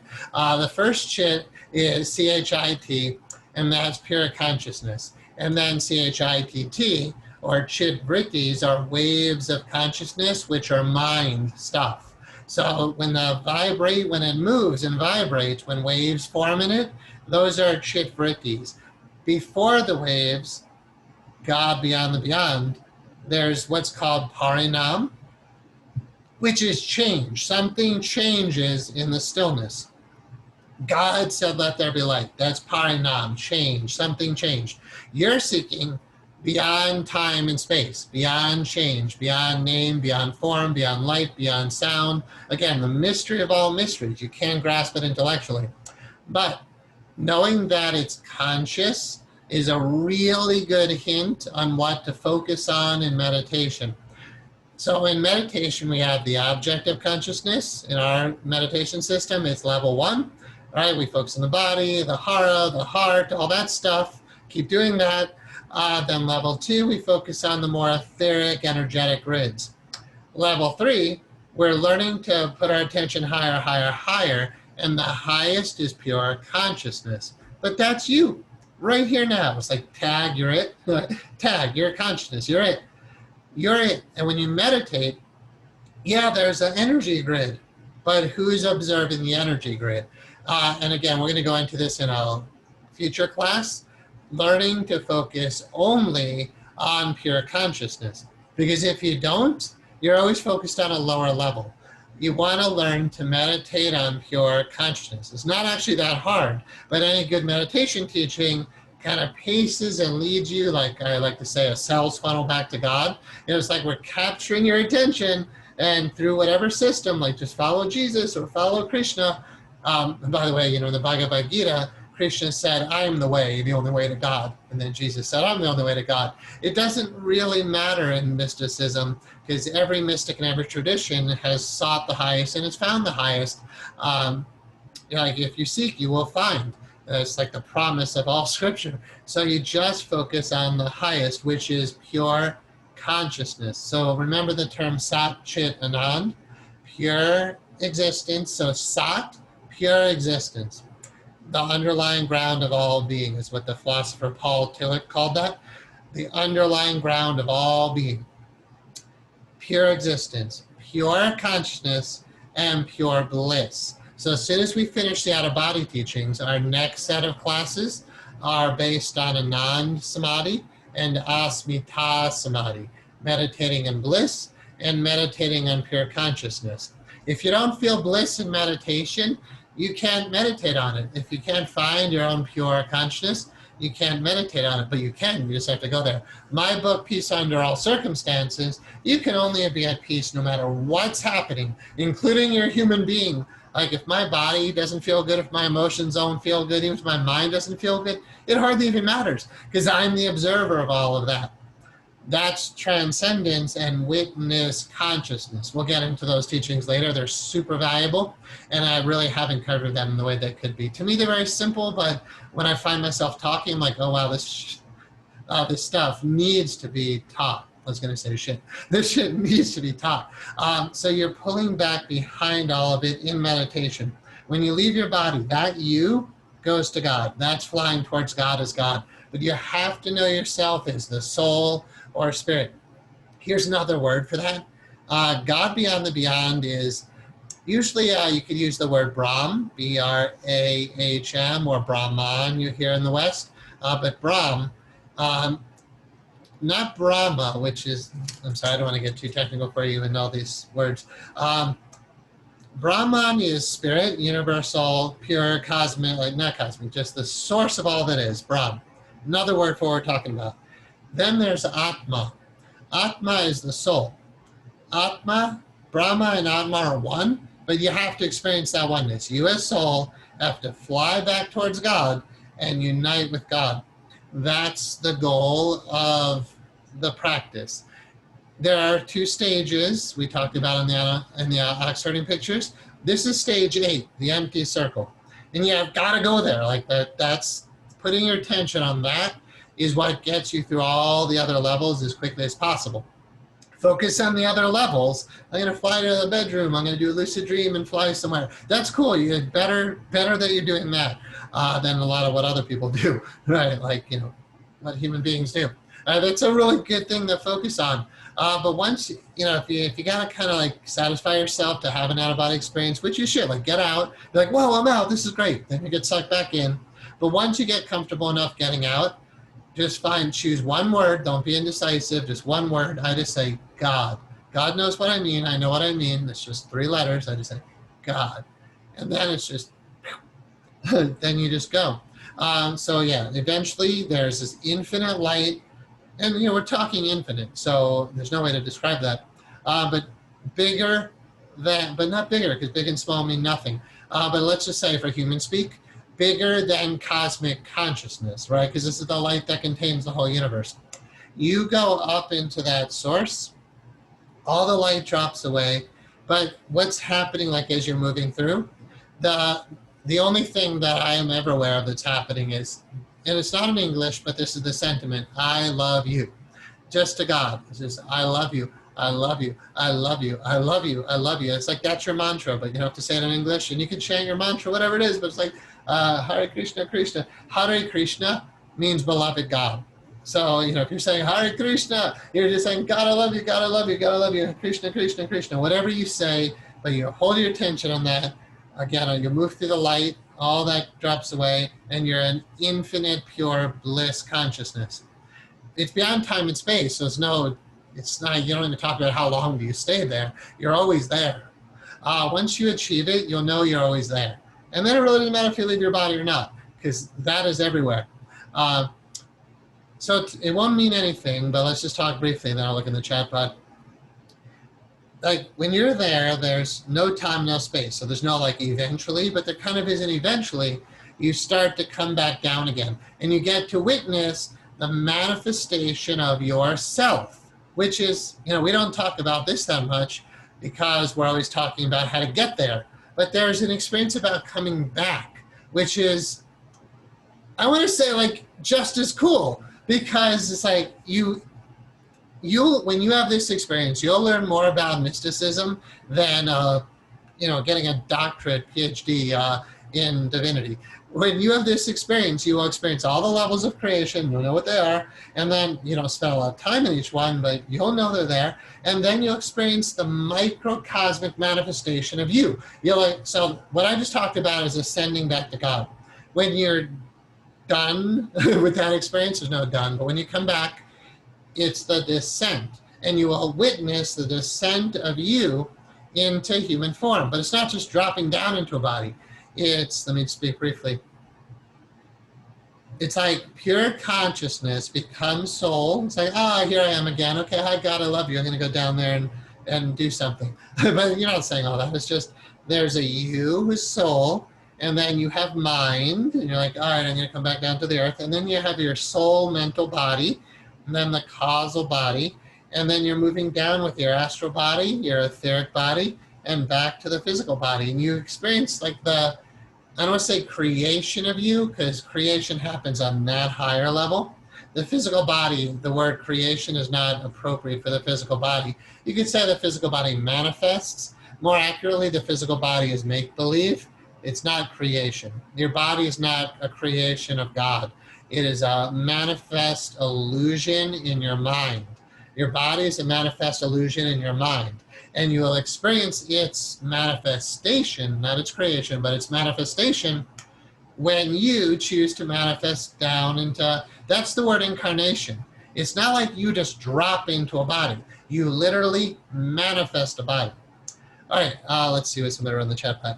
My experience of the Untitled Chapter Center and deep meditation and contemplation sometimes remind me of the Ouroboros, symbol of eternity and God beyond the beyond. My question is, in the greater scheme of things, do you have to leave your illusory body to make the return home? Never mind, just answer my question. Let me answer it though. The answer is yes. If anybody says no, then they just haven't had that experience, because you can experience God. We'll have to look at it. I don't have it ready today. The Cross-Correspondence chart of the chakras, understanding, but I have some charts that might help us. There's chakras, then there's levels. I'm just looking at the time. We'll just do 3 hours and then we'll stop. We'll get as far as we can through the training manual. Chakras and levels. So first chakra in your body. All right, first chakra would imply body level awareness. And then you can have a 7th level experience, and that's Pachamama, that's the Gaia, that's Divine Mother, that's the spirit that permeates all things. A lot of people stop there, and that's awesome. You should know God is here right now. It'd be horrible if God was only up there. Could you imagine what would be here? It might look like 2020. No, but God is here everywhere, for sure. And then if you get on the astral plane, of course you could experience the divine light and love there. But the very source of all of it cannot be had in a physical body, etheric body, or astral body. That's what I read to you guys last week from Yogananda. He said, until I learned to consciously and voluntarily drop my physical body, etheric body, and astral body, I could not merge into the absolute as a fully liberated soul. That's like the prerequisite for some of the more advanced stages of enlightenment. So remember, there are stages of enlightenment. We spent a lot of time in them with the ox-herding pictures, but that was what, like 2 hours? We could talk about every stage for like 5 hours. So you can spend like a lifetime studying those 10 stages and progressing through those 10 stages. Stage 8 does not happen in a body, but stage 8 is Nirvikalpa Samadhi, and Nirvikalpa Samadhi does not mean you have to leave your body to experience Nirvikalpa Samadhi. That might seem like a pair of ducks, paradox. That might seem like a paradox, but we'll just have to wait till we get to those teachings. So Nirvikalpa Samadhi is the experience of God, and there's no body and mind in Nirvikalpa Samadhi. But when we're talking out of body travel, we're essentially saying get out of your body and experience Nirvikalpa Samadhi. But Nirvikalpa Samadhi doesn't need up, down, left, right, in, out. It doesn't require movement. It doesn't require journey anywhere. But like Monroe wrote here, journeys out of the body. We do want to start having these journeys and start getting used to being spiritual beings who fly around with other spiritual beings, right? Start interacting with other non-physical beings out of your body, and then you'll realize, oh, I'm still kind of limited here. Like I've seen so many people out of their body and they're not enlightened. Out of body does not mean enlightened. Death does not mean enlightened. Only enlightened, moksha, liberation, means enlightened. And here we're really talking about stages 8 and 9 in the ox-herding pictures. And we'll come back to those when we get to the latter stages of samadhi. I've only touched upon Anand, Asmita, and the more advanced stages of samadhi than that. All right, thank you. Good question. All right, so that's the talk on that one.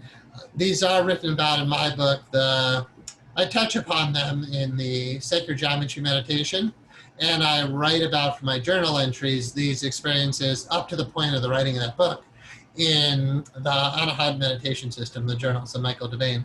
All right, let's move on. We got 50 minutes. And I'm just going to keep going. I don't have to pee, so I'm just going to keep going.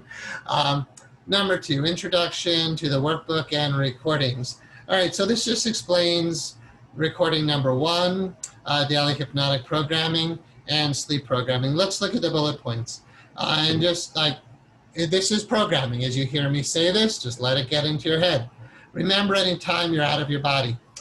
The programming is that you do remember, because you are leaving anyway, but you're only like floating out a little bit, coming in. If you're a bit more evolved, you might find that you're kind of glimpsing that you have another life in the astral plane, but you barely remember it. You just want to program yourself to remember it, because you are leaving anyway, but not necessarily with the vibrational projections like we're talking about. Every astral body comes out of coincidence at night with the physical to recharge on cosmic currents. Sleep does more than just physical and psychological healing. Your astral body comes out and realigns and recharges on what Yogananda called cosmic currents, the energy, the more subtle energies, and then you slip back in. But you are not necessarily the astral body either. You are in, or utilizing your astral body. So we got to get you out of your physical body, and then we have to get you to enjoy your astral body, but then to drop the astral body. It's like, I don't know the right words, but like in women's clothing, you have like the dress, and then you have what is like a corset underneath or something. I don't know. But I kind of felt like when I visualized that, it's like a woman taking off the physical dress is the physical body, the outer dress. But then when you're on the astral plane, you're still in this, it's not a dress, right? But it's still this, it's like a subtle sheath. It's kind of what I mean by like this inner corset, if that's the right word. So when you're out of your body, out of your physical, you're still usually kind of in your, I'm calling it like simply your astral etheric body. But let's drop the etheric and just say you're in your astral body.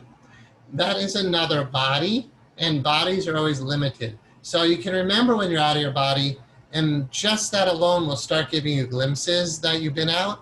But I'm encouraging you, program yourself that when you get out and have these really profound mystical experiences, that you'll remember the experience.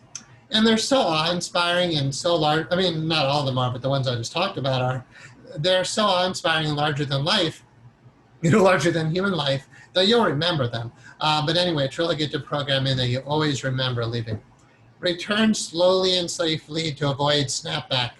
If you come back too fast, it's very shocking to your physical body. My first experience of that, I'm out of my body. I look down at the bed. I don't see my physical body in the bed.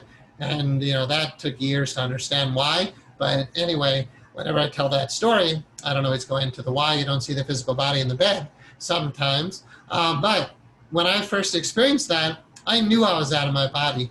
And the astral light was there. There was another being who helped me to get out of my body who was right there. Like, I was out of my body, and there was another being there, and there was the astral light, and there was the etheric plane. It's like astral light, etheric plane, etheric bed, etheric desk, other non-seen but clear other being there. Me floating above the bed, but no body in the bed. And I get so scared, and I was so young, and I was still called Matt. Yeah, I was still called Matt, not Matthew at the time. And I just said, Matt, like as if I was gone. I was the one floating above the bed. And the reason you don't see, I now understand, the reason you don't see the body in the bed is because I was on the etheric plane. I wasn't looking at the physical plane where the physical body would be.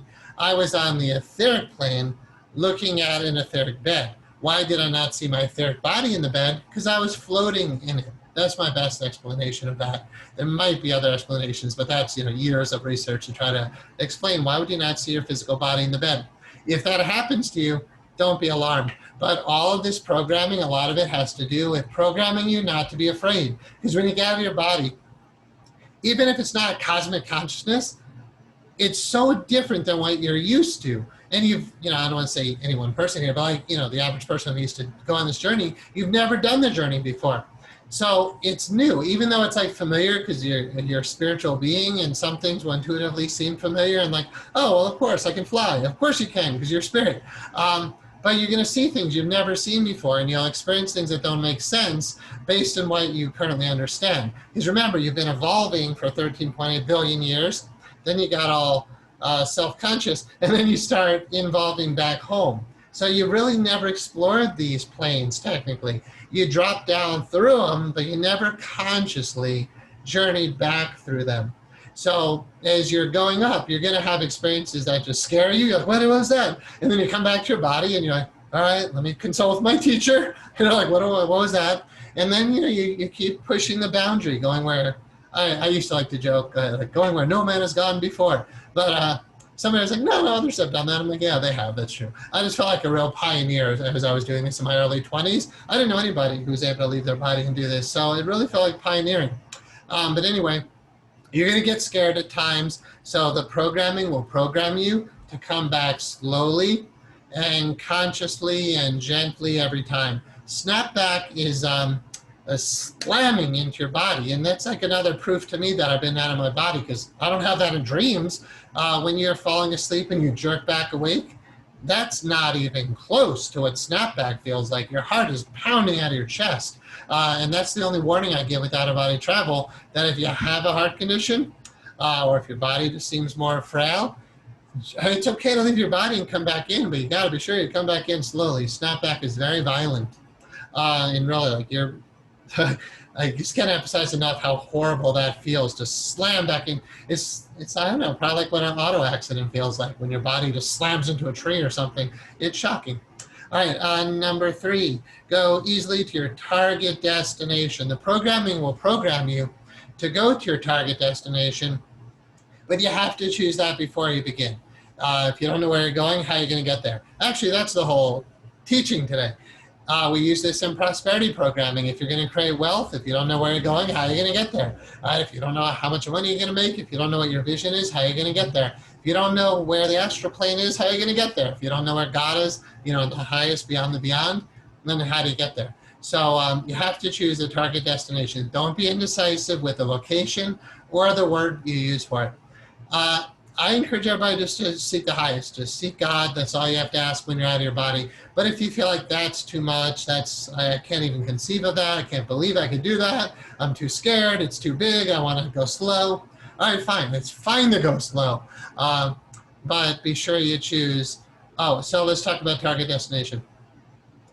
It is far easier, and I would say far better, that you go to a person, not a place. Right, because I was like, I think maybe Xavier Casey said under the left paw, I think it is, of the Sphinx on the Giza Plateau is supposedly the secret room that the Egyptians or whoever put there, but nobody found it yet, but Xavier Casey predicted they'd find it, something like that.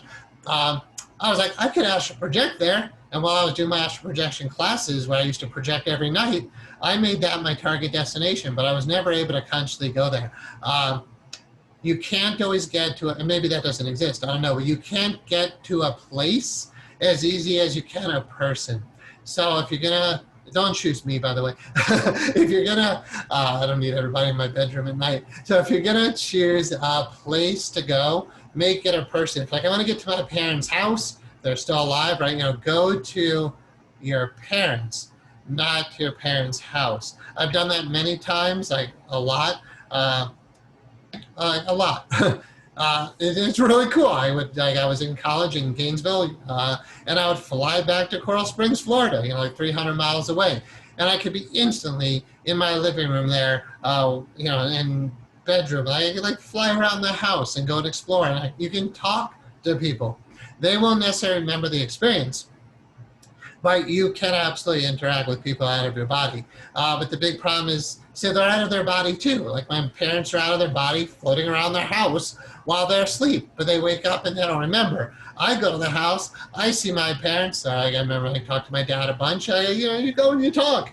And then they don't remember a word of it. That's happened in 99% of my projections, that if I talk to somebody who's still incarnate in a body, they're out of the body, but next day they don't remember anything.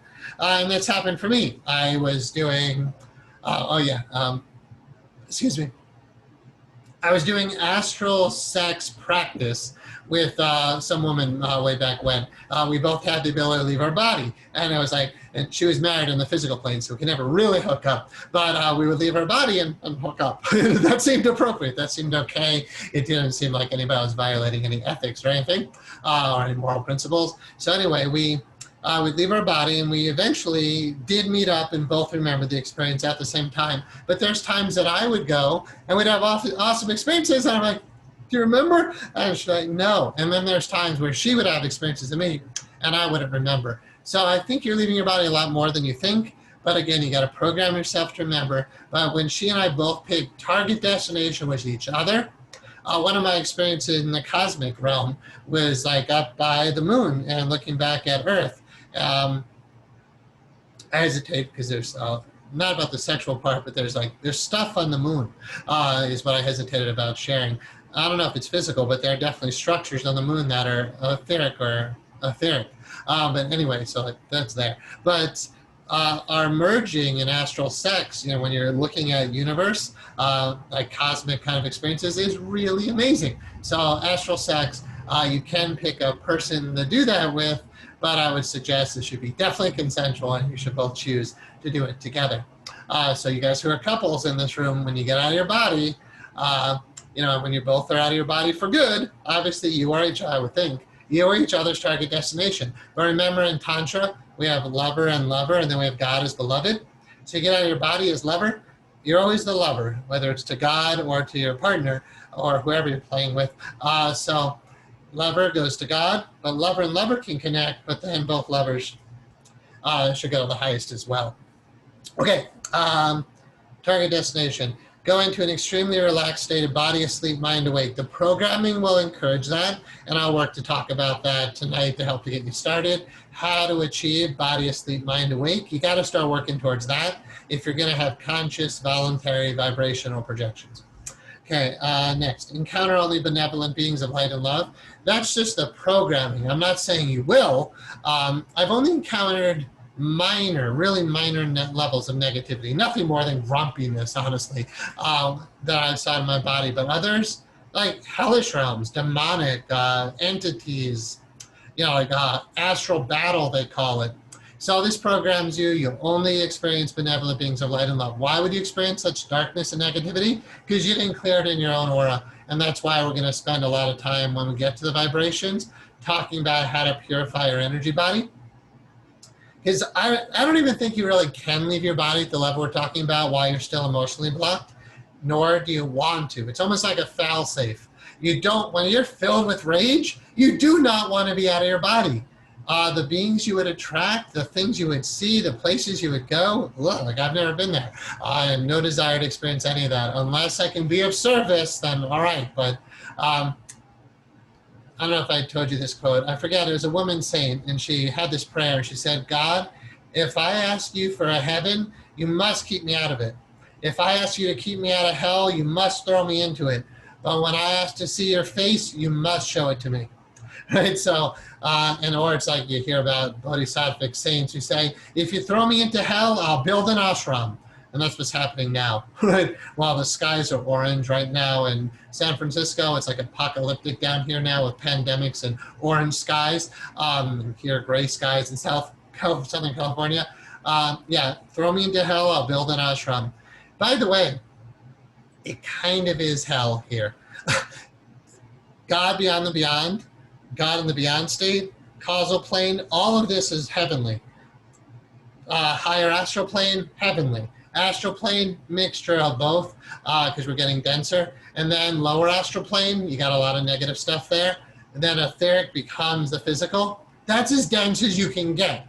Now, talk about pandemics, plagues, racism, global warming. Guys, it doesn't get much worse. So realize, like, we're in a pretty bad space. And you can be here to be of service to make it better, knowing that you're a channel for all of that light and love. And if it weren't for you being here in the body, we couldn't get all of that the body is a communication device for spirit. That's its only purpose. Spirit, enlightened spirit, has no reason for a body except communication. I couldn't give you these classes if I was on the astral plane right now. So I have to manifest a physical body to give the Anahat teachings. That's why I can understand when you guys are like, I don't want to be here. I'm like, I don't want to be here either. I know the astral plane. I know what Anahat astral home is. I'd much rather be up there. But we incarnated for a reason. But realize like you can't get lower than the physical plane, and you can't get much worse than what's happening right now. So to me, that's why we're doing the Anahat teachings now, is if you're in hell, build an ashram. Okay, so when you're out of your body, you can go to all these different levels, but again, target destination, focus on the highest.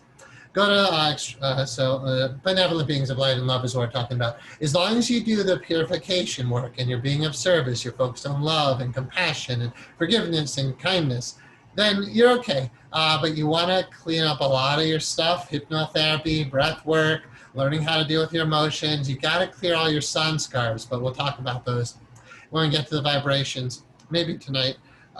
Next, believe that you can do this. So if you don't believe you can do it, it's not going to happen. So the programming, remember we're looking at a hypnotic programming recording that will program you that you believe this is possible. That's part of the creating manifesting formula. You have to believe it's possible, and you have to want it. All right, it's hard to talk for 3 hours, by the way. Okay, next, thanks for hanging in there with me. It's harder for me than it is for you. Next, invoke the vibrations that are required for direct projection. So the programming will program you to have vibrational experiences. And again, I'll talk about those. Easily break coincidence with a physical vehicle. I think we talked about that enough. You're locked in right now. Once the vibrations are there, then you will slip out. And I'll talk to you about how to slip out. All right, so that's what's in the programming. It was worth acknowledging. Okay, guided meditation. So you guys know all about recordings 4 and 5, ascending and descending. I hope you know how to use it now. Astral hookup, right on. Yeah, the thing about being out of your body and other beings is you can just merge into anybody. It's just like I could hug anyone. Not now. During COVID times, you can't hug anybody. Remember the days you used to be able to hug another human being? When you're out of your body, when you hug, so when you're in your body, when you hug, you can feel your heart chakra with the other person. You can feel your spirit merging into the other person. It's not necessarily sexual, right? But you can feel a deep union. When you're out of your body, that's like 100 times better. And you could call it sex, but it's really just two astral beings where they're, Yogananda uses the word lifetrons, where they're lifetrons. I just see it as like, oh yeah, that's a good word. So your energy lifetrons all intermingle, and it's ecstatic. But you can do it with anybody who's willing.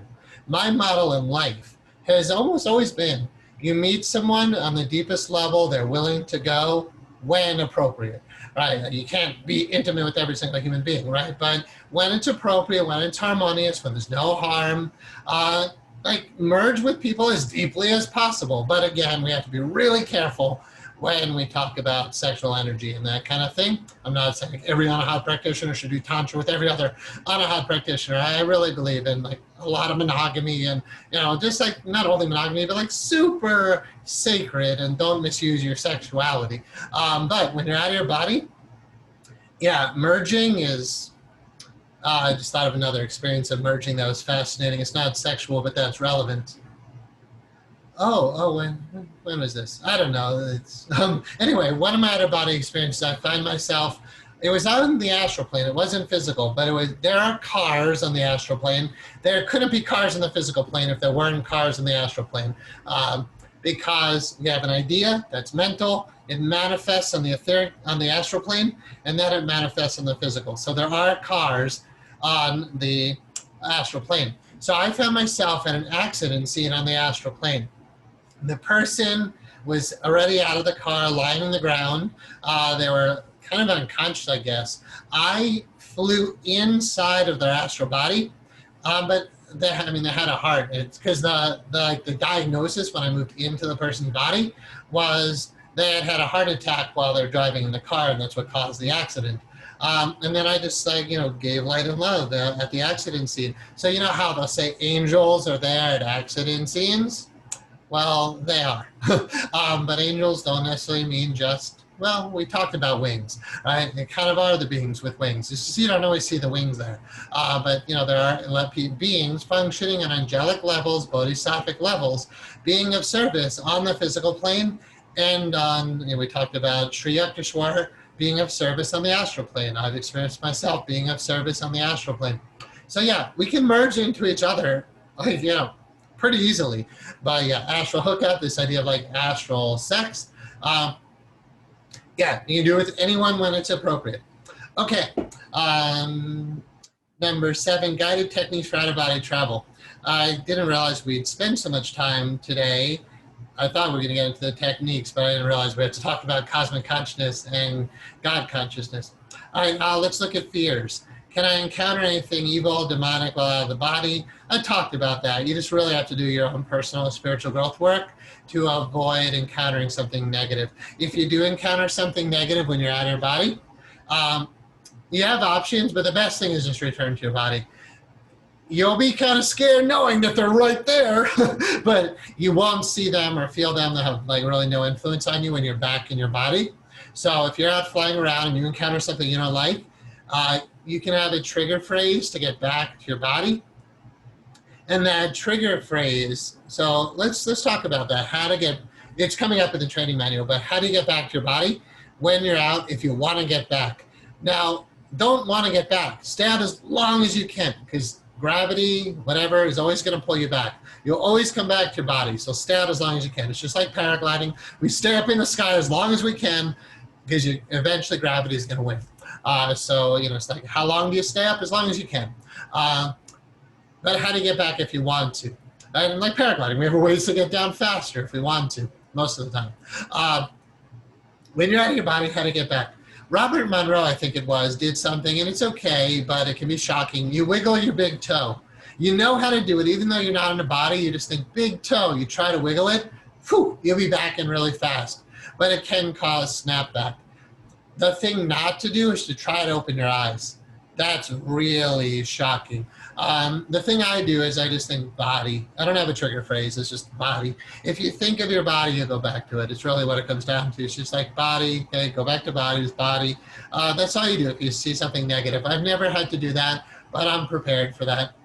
If you're ever falling, which does happen, you can visualize a parachute and you'll just land. You don't have to have a parachute, but your mind controls everything. So if you're falling, visualize a parachute. If you're encountering something negative and you don't like it, don't fight with it. Don't just get back to your body and then consult with a teacher about like, what just happened and you know why is that? There'll be a reason you encounter that negative thing. It's law of attraction. Law of attraction is far more, it's not more real on the physical plane, it's real wherever you are. It's faster on the astral plane. The physical plane, it takes time for things to manifest, but all thought will inevitably externalize itself. On the astral plane, if you thought, oh my God, I don't want to see a demon, you'll probably pull that into reality really fast. So during this time, by the way, don't watch horror movies. I'm not saying I'm against them, but if you're leaving your body, you should not be watching entities, aliens, like don't focus on that creepy stuff. It's out there and you don't want it in your reality. All right, so I'll try to leave time for Q&A because I know these are awesome topics. So that's what to do about evil, demonic. My experience I see here says only angels and fairies, so it's not so bad out there. As long as your heart is pure, then you'll be okay. Can I get stuck out of my body? Nope, you'll always come back. So like I said, don't worry about that. If you do feel like you're stuck, Robert Monroe, this must have been horrible. He was stuck behind an impenetrable wall. He couldn't get back to his body. Couldn't get above, below, left, right, nothing. He could get through the wall. And he just had to eventually give up and he sat down. I think what worked for him, I never had that experience. I think he just thought of his body. I think that's what got him back. Eventually just think like, body, and you're gonna come back. All right, so you'll always come back, except for your final projection, which we call bodily death. What if something happens to your physical body when you're away from it? That could be a cause for concern, right? Like there's wildfires all over California now. I live on the top of a mountain. Every moment now it's like, if there were danger, you would come back to your body. I'm sure of that now. I mean, sure enough, as long as your senses picked up whatever you would when you're sleeping, you'll come back. So if there's a fire alarm, if my phone, if I have an app on my phone for the California fires, if that went off, I would know, and I would come back to the body. So as long as it's no different as far as safety than sleep, you can be back in a millisecond, in a blink of an eye, you can be back in your body, and you'll take care of what you need to. If your body has to pee, it'll pull you back in. If your arm falls asleep, it'll go as long as it can, but eventually, if you ever want to read something fascinating on this, Jiddu Krishnamurti, J. Krishnamurti, I won't go into his story now, it's fascinating. During his Kundalini awakening times, he was leaving his body a lot because it was too painful to stay in his body. But while he was out, his brother would care for his body. And his brother would talk to what the Theosophists call the body elemental, which is like your subconscious mind, kind of like a primal inner child. So the primal inner child body elemental would say to Krishnamurti's brother, Krishna's out of his body right now because it's too painful for him to be here, so he kind of leaves me here. It was like really cool to see this conscious subconscious division. It was like the conscious mind self was out of the body, but the subconscious was kind of there. That's a complicated topic, but the point is, like your body will wake you up, if you will, like you'll come back to it as long as your senses, including the sense of touch, which would include pain or urination, whatever, it'll pull you back in if it has an issue. So no worries about that at all. What if something happens to your physical body? We covered that. Can something or someone else get into your body while you're out of it? Robert Monroe, I believe, had that experience once, but I've never had that experience. I don't think you have to worry about it at all. Your body is something you manifest. It's not something you drop into. Like this look, my body is the exact proportions of that 6-pointed star glyph. My navel to the floor is exactly the divine proportion. My body is a reflection of me. Right? Your body is a reflection of you. That says a lot, for people, but I'm not here to judge. I'll just say that you can't take some weird, dysfunctional, astral negative being and have it jump into your body. Can that, so I don't want to think about that. Can that stuff latch onto your aura? Yeah, if you hold a lot of negativity, you'll attract things like that. And when you get out of your body, they could be there. So you got to be really careful to, again, keep your heart pure and focus only on love, which is what meditation 2 is all about. So again, don't skip Anahata meditation level 1 and 2 to only do level 3. If you don't purify your heart and all your energy grids and your aura, there's funkiness out there, not only in you, but others are attracted to that. And we experience that with the entity attachment phenomena. You don't want to get out of your body and experience the entity that's latched onto your aura, right? So if you do experience that, it's already there. It's not like it jumped in because you were out. Okay, so I don't worry about something jumping in or latching on because I've been praying and chanting to God since I was like 19 years old. So, I feel like I'm okay. But if you feel like you're really filled with a lot of negativity, you got to purify that stuff first. Okay, so no, nobody can get in your body when you're out, so that part is safe. Is there a silver cord? My experience is no. You can visualize it, you'll probably see it or feel it. If you look for it, you'll probably find it, but I've never seen it. It doesn't get cut or break or anything, but you will feel the body unmistakable. When you're out, you'll feel, once you're away, but while you're still in the range of your body, you'll feel it pulling you back in. I don't know if it's the body pulling you, because I don't believe the body has a will of its own, but there's definitely an attachment to in your body, and you'll get pulled back into it. Whatever that is, I don't know, but it's there for sure. So when you feel it, you kind of have to surrender to it. You can try to go to your target destination. You can keep thinking of where to go, but eventually it's going to win. And obviously you want it to win because you're not done with your human life. But stay out as long as you can. Come back slowly when you come back. What if I'm not supposed to get out for some reason and I manage to go? That's fine. You're just not going to stay out very long. I don't even know what that means. I wrote that in my early 20s. I don't know about what supposed to means, but you can read what I wrote there. How's that? What if I cannot find my way back once I'm out? Same thing if you want to return, but you don't know how to. Just, I think there's one more point. What if you can't find your way back? You don't know the way back anyway. All you have to do is think body, and if that's not working, try to wiggle. Oh, that's what Monroe did. He kept thinking his body on the other side of the wall, but he couldn't get back. It's when he tried to wiggle his big toe. That's what got him back. So wiggle big toe is for emergencies. Most of the time, just think of your body if you want to get back, but don't think of your body. Just focus on where you want to go. Eventually, you'll come back anyway. Dolores Cannons, okay, I usually mention that stuff here. I believe involves that part of subconsciousness, more likely superconscious, that speaks for the person as a medium while they're in the deepest state of consciousness. I found to be pretty neat. No, that is the superconscious. What I was talking about Krishnamurti, that's the body elemental. That's like the subconscious. No, the way that voice spoke was not superconscious. That was like subconscious. Krishnamurti knew himself like as conscious, and then he has a superconscious, you might say. And the superconscious can speak through your body, like for sure. But no, in that case, that was the more the body elemental subconscious in that story. Okay, thank you. And then someone said, so when we are to select a target destination, or do we select God or a person on the physical plane? Is the destination is the destination to be God or a person? Please remove the chat box from the middle of the screen. Oh, is it? It's never on the recording. Oh, maybe it's just covering things. Okay, it's not on the recording, but maybe it was covering the PDF. So my apologies. All right, thank you. Okay, so yeah, I didn't realize that. Thank you. It's not on the recordings. Okay, so there's no should. So probably the same person in the couple asked the question earlier, should I meditate or am I supposed to meditate on level 1, 2, or 3? And I explained that. So there's no shoulds you're supposed to use, but again, you're following a system. It's all about desire. If you really want to go visit someone else, I think you should do it because it'll be motivation to get out of your body.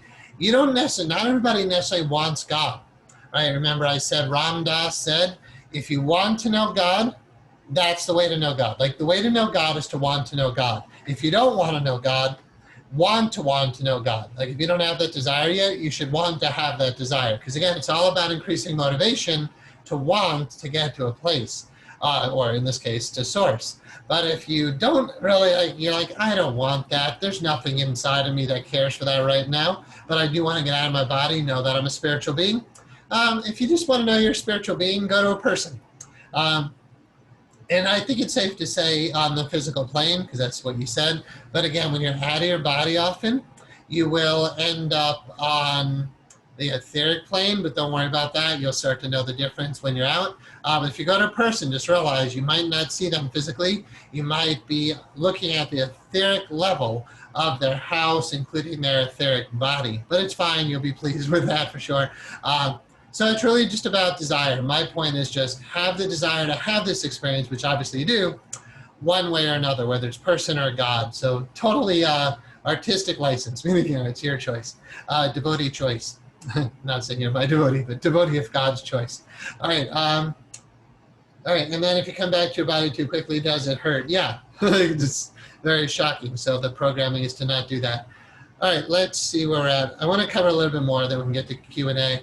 I'm not going to read all this, of course, but here are words for source. And when I use these words, again, I wrote this many years ago. I'm just being sure. These are words for source. I'm not saying the all or the whole or Pachamama. We're talking transcendent God beyond the beyond for the words that are there. And again, like you need to have some sense of where you're going to go there. And these words, helping to paint that picture. And again, remember the word love and bliss, love and love, bliss, consciousness. I think if there is 3 English word phrase for that, absolute bliss consciousness. Absolute bliss consciousness. That kind of sums it up. All right, so here's a chart of the different levels and the bodies that associate with these levels. This is important because you need to have a map of the terrain, right? It's not that important because you're going to be out, you're going to be pleased that you had an out-of-body experience. But when you get proficient at it and you're leaving, maybe like even once a week, after like 4 or 5 times, you're going to be like, all right, I flew around the physical plane, but I know there's higher. I've been told there's higher. I want to go to higher. All right, so you definitely want to understand that. So let's talk about these a little. And so you can know what body you're in when you're out of your body. We have a physical plane and we have a physical body. Right? And you know all about that. But consider, really think about it. The physical plane is very big. It's all the planets and all the planets, and stars that are making up galaxies. It's all the gas clouds and huge, enormous gas clouds. That's all physical. Science has said that's about 4% of what we know exists to be there. They know there's 96% something else that they call dark energy and dark matter. The mystics have just been giving these words to that stuff. I don't believe it's different stuff. There's one stuff, and we are all approaching it from different angles. So when you get out of your body, the etheric plane is the next level up, but it's intermingled with the physical. It's the blueprint that makes the physical. The etheric manifests the physical. It is the blueprint for the physical. They call it the etheric template. So when you're out of your body, you might find that you're looking at what looks like the physical plane, but it's just not physical. It's more alive. It's more filled with light. It's more electrified. I've seen neon green colors on that level that you can't see with your body. I guess you could just say there's colors on the etheric plane you cannot see with your body's eyes, which are cool. So all sorts of, and there's no words, right, for colors that we don't have words for. But the neon green definitely stood out, but again, beyond what we have in the physical plane. So just imagine you're out of your body, but you're seeing this glowing, just think about your bed, because that's a lot of what we see, right? We get out of the body, we look down, there's the bed. But it's not physical, because again, physical is the most dense. When you're in the etheric, it's going to be more alive, more brilliant, more vibrating, alive. And then everything is made of that. And it doesn't always look the same as the physical, so don't worry about it. Don't even try to analyze and understand it. When I was out of my body before cosmic consciousness, and my car, before the whole universe went away, before the earth went away, the car on the physical plane, I think I mentioned this to you guys, is a coupe, or coupe. In Britain, I guess they call it a coupe. So it's a coupe. But then on the etheric plane, it was convertible. And don't even worry about that stuff. It happens all the time. And you're like, okay, that's interesting, and then just move on. You don't want to stay in one spot. You really want to focus on your target destination, because you got to get away from your body. So if you're experiencing the etheric plane, if you go somewhere else on the physical etheric level, you're in your friend's bedroom or in your parents' house or whatever, and again, it's an easier place to go to because you go to the person, not the place. You might find you're looking at it at the etheric level, and it's just going to be like what you might think of as the energetic level of that physical manifestation. If you just focus up, fly up, look up, think up, ask for help. Ask. You can always ask and receive. There's always beings who can help you. Time and space is meaningless. They're always there when you want them. Beautiful beings who have dedicated themselves to service will accept the invitation. If you just say, Christ. I'm not, it's not, he's busy, but in A Course in Miracles, I'll tell you something very cool, in case you never saw this in A Course in Miracles. And remember, if you ever say Course in Miracles, the one who supposedly gave that to us is Christ, whoever that is, whatever that is. It's bigger and more amazing than just Jesus, but there is something called Christ. When you're doing Course in Miracles in the lessons, it says in one of the lessons, well into it, almost 300 in or something, probably closer to 300 in, it says, tonight you will meditate and you will find a door. You keep putting your attention on that door. You keep putting your attention on that door. I'm paraphrasing. And it says eventually that door will open. When it opens, be ready for a surprise. It's so cool. It doesn't say what's on the other side, but it says when the door opens, be ready for a surprise. The one who gave us A Course in Miracles, I'm just going to use the word Christ. You have to figure out what that means for you.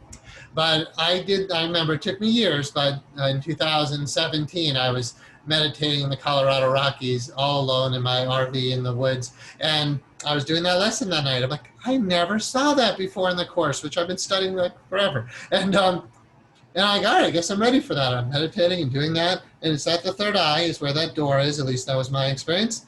And just like, the third eye opens, it opened, and Christ was right there. I don't know what else to say except for that. And I'm not going to go into detail. It's not relevant. But if you focus on great saints and great sages and religious personages, or your masters or whatever, they're out there. So that's what we're putting our attention on. So look at the chart here. You have an etheric plane and an etheric body. When you're traveling and flying around, you're obviously not flying in your physical body. You're flying in your etheric body, which can fly, but it's more dense and it's limited. So if you want to go up into the astral plane, and here you look, it says lower mind. I've always just trying to find the best words to describe things. I probably wouldn't say lower mind right now. But on the microcosmic, I would really right now call that the lower astral plane. It's where you're going to move as long as you're pure enough and not experiencing hellish realms. You're going to experience the astral light. So you kind of look up. You might see sky and then just fly up high. Just fly up fast into the sky. Right? But, I just focus on God because that's where we're going through all that. But if you're just flying higher, higher, faster, faster. Eventually, it's like higher and faster, whether you put your arms in front of you or you flap your wings or whatever, but usually you're just moving up. But if you have a body in some sense of form, but at some point, as you're getting into the lower astral plane, what I call their lower mind, the lower astral plane, your astral body will just drop away. You don't have to try to drop it. You just have to be willing to let it go. It's like it'll just fall off, and when you get back into your physical body, it'll be there with your physical body. I don't know. It's like, the spaceship is kind of what I'm visualizing. Rocket ship is going to the moon, and it drops the booster rockets or whatever those are. That's like dropping your etheric body. You don't have to know much about how to do it. You just have to focus on the higher planes, and the lower planes drop away. Because remember, Yogananda said until he learned to do that, he could not call himself Jivana Mukta, or a fully liberated soul.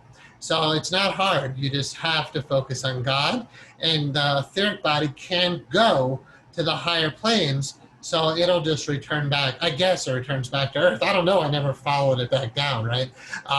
So you just keep going to God. When you come back to your physical body, I guess your etheric body is still there.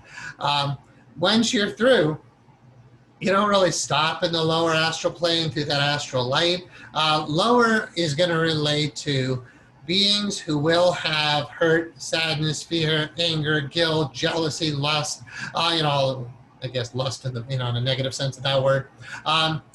There are beings like that, and they're not all in their bodies, right? People who die, bodily death, they leave their body, they kind of go there. Is that hell? I don't know. I don't have a lot of experience of minimal experience at that level. But I just zip right through. I'm not going to try to stop and hang out with beings on the lower astral plane. Okay, so just keep focusing on God, or if you know something on the astral plane, like if you have a deceased loved one and they're probably pretty pure, like some of you who are couples in this training, you guys are doing spiritual growth. One of you is going to leave your body first in the time of bodily death.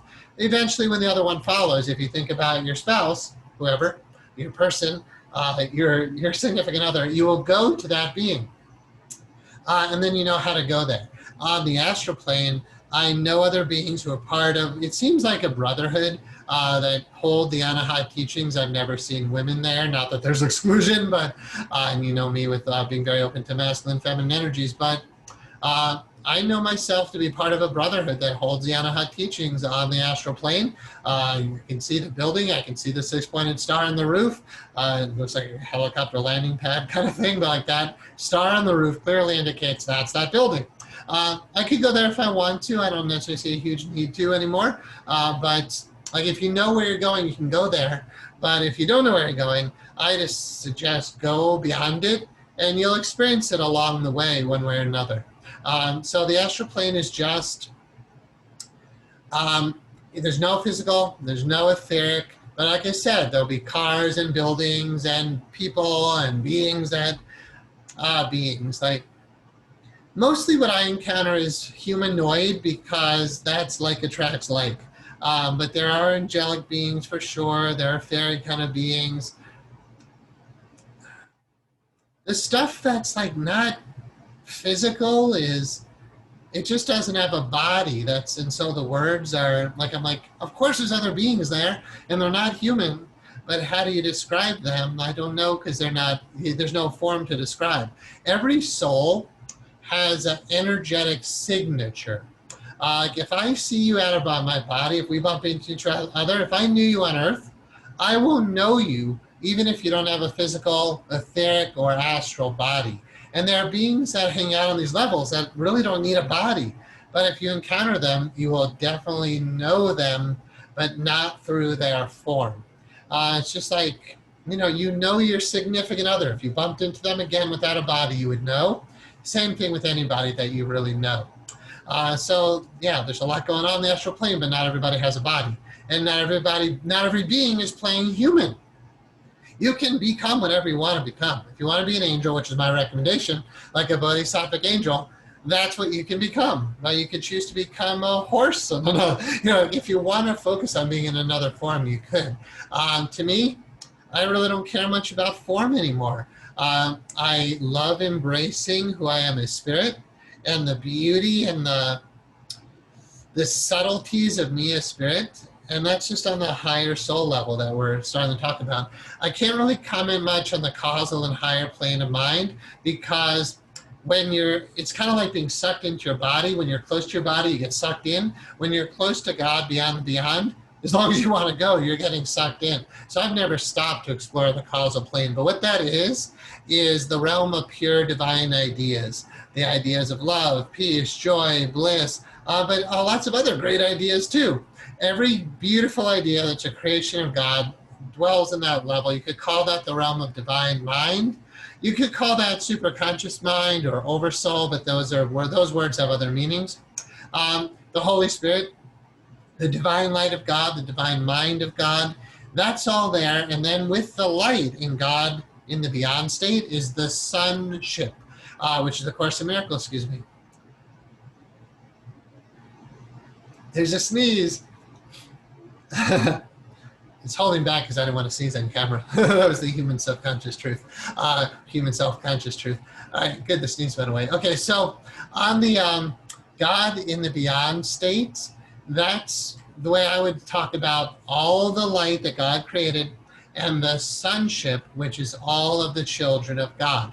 That's who we are. That's the kingdom. That's home. That's the reality. You can go all the way back to God beyond the beyond, which you should, right? You're supposed to. That's the goal. You do want to get to level 1, the highest, to God, the oneness. But you wouldn't just stay in that emptiness, because nothing's happening. There's no children of God. There's only the Father, right? Father, and not Father, like Father, Mother, just source. Again, no words. But it's really boring. There's nothing happening. It's pure bliss, so it's good to experience it because it is your source. You should know where it came from.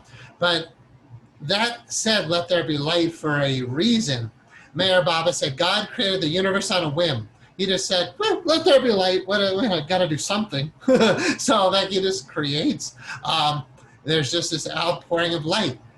I'm going to suggest you got to, after this life, go to the highest, all the way to God beyond the beyond, and then choose to come down to like God in the beyond plane.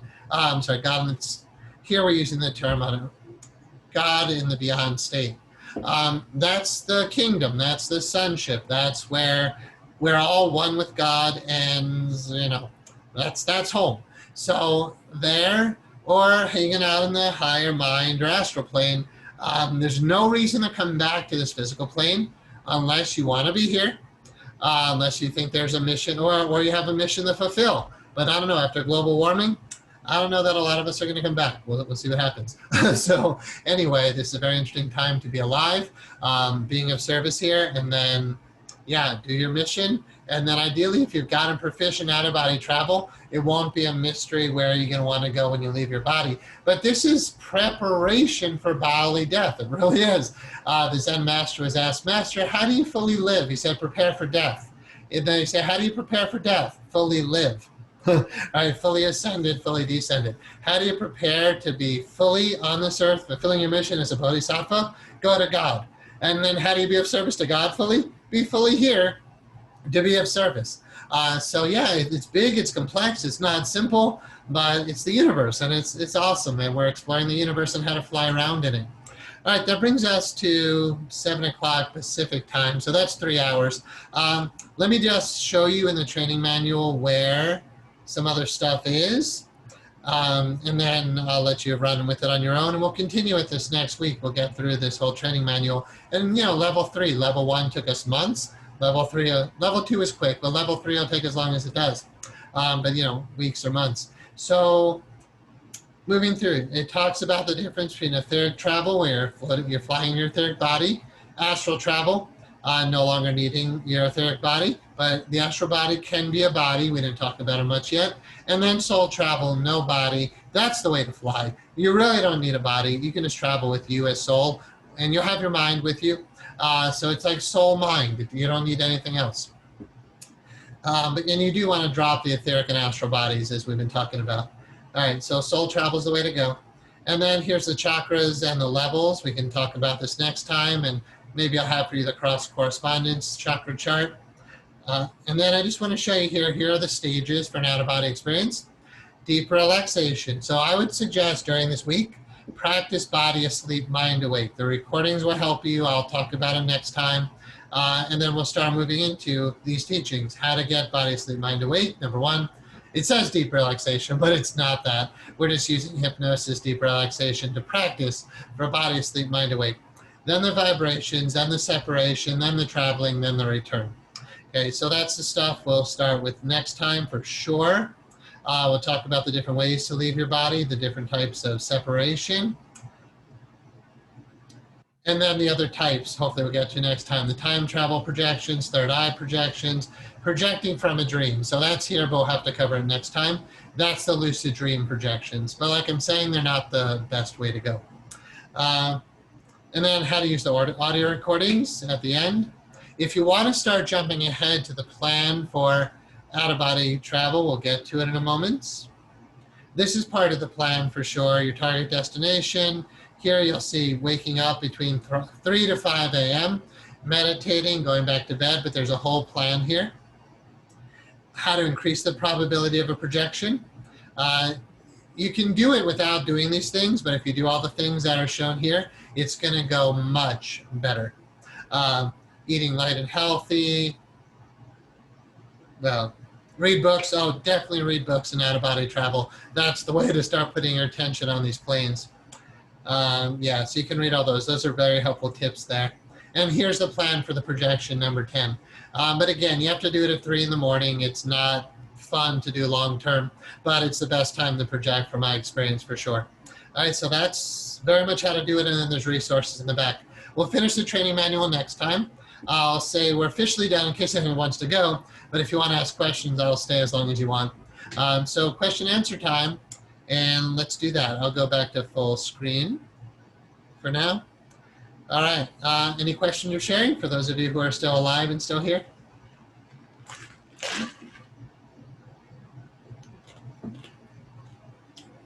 Give it just a moment.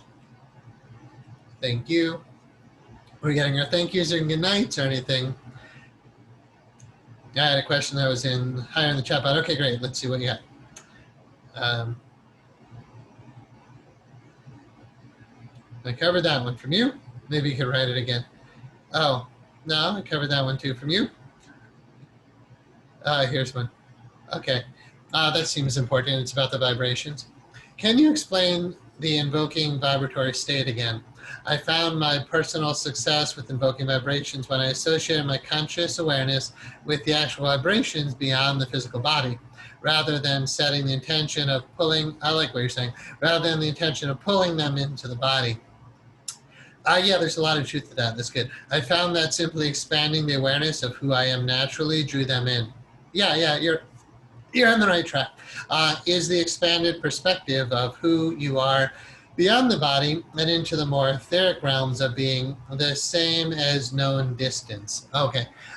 Yeah, so two parts of the question, I guess. The first part, not really a question, but yes, as you're doing level 2 and you're focusing on pure consciousness, you are tapping into vibrations which are not physical. But from my experience, they do permeate the physical because your astral, all your bodies permeate the physical. But yes, you put your attention out of the physical, level 2 or pure consciousness, but really level 2 is the way to go. As you're expanding your awareness to the more subtle vehicles and those geometries, you will tap into that. But then while you're lying there, body asleep, mind awake, vibrations tend to move up and down through the body, through the chakra system, and you'll feel it in the physical body. Like it kind of needs to be on that physical level. It vibrates.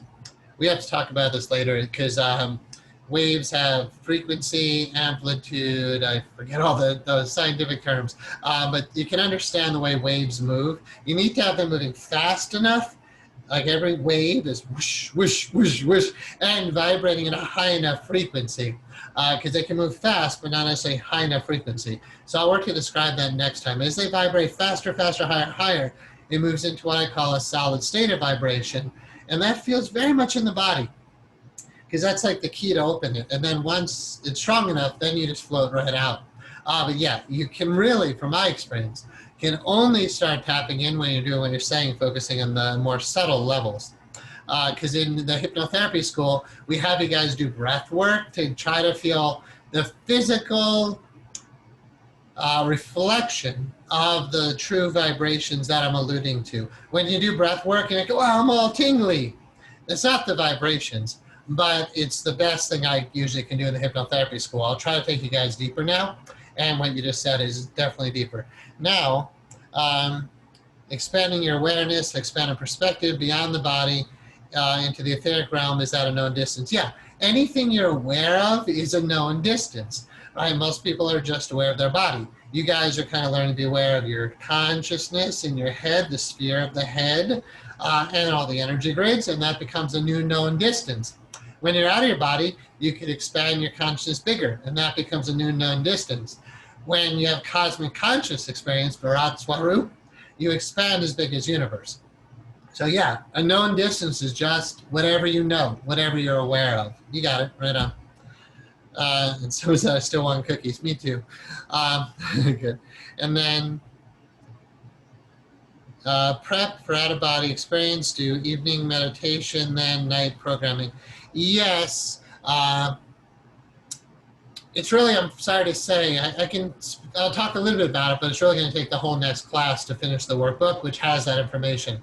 But if you want to get started, yeah, do the highest meditations you can from on a hot, level 2, and focus on ascending and just spend a lot of time ascending and getting your awareness out and focus on the grids or the etheric body.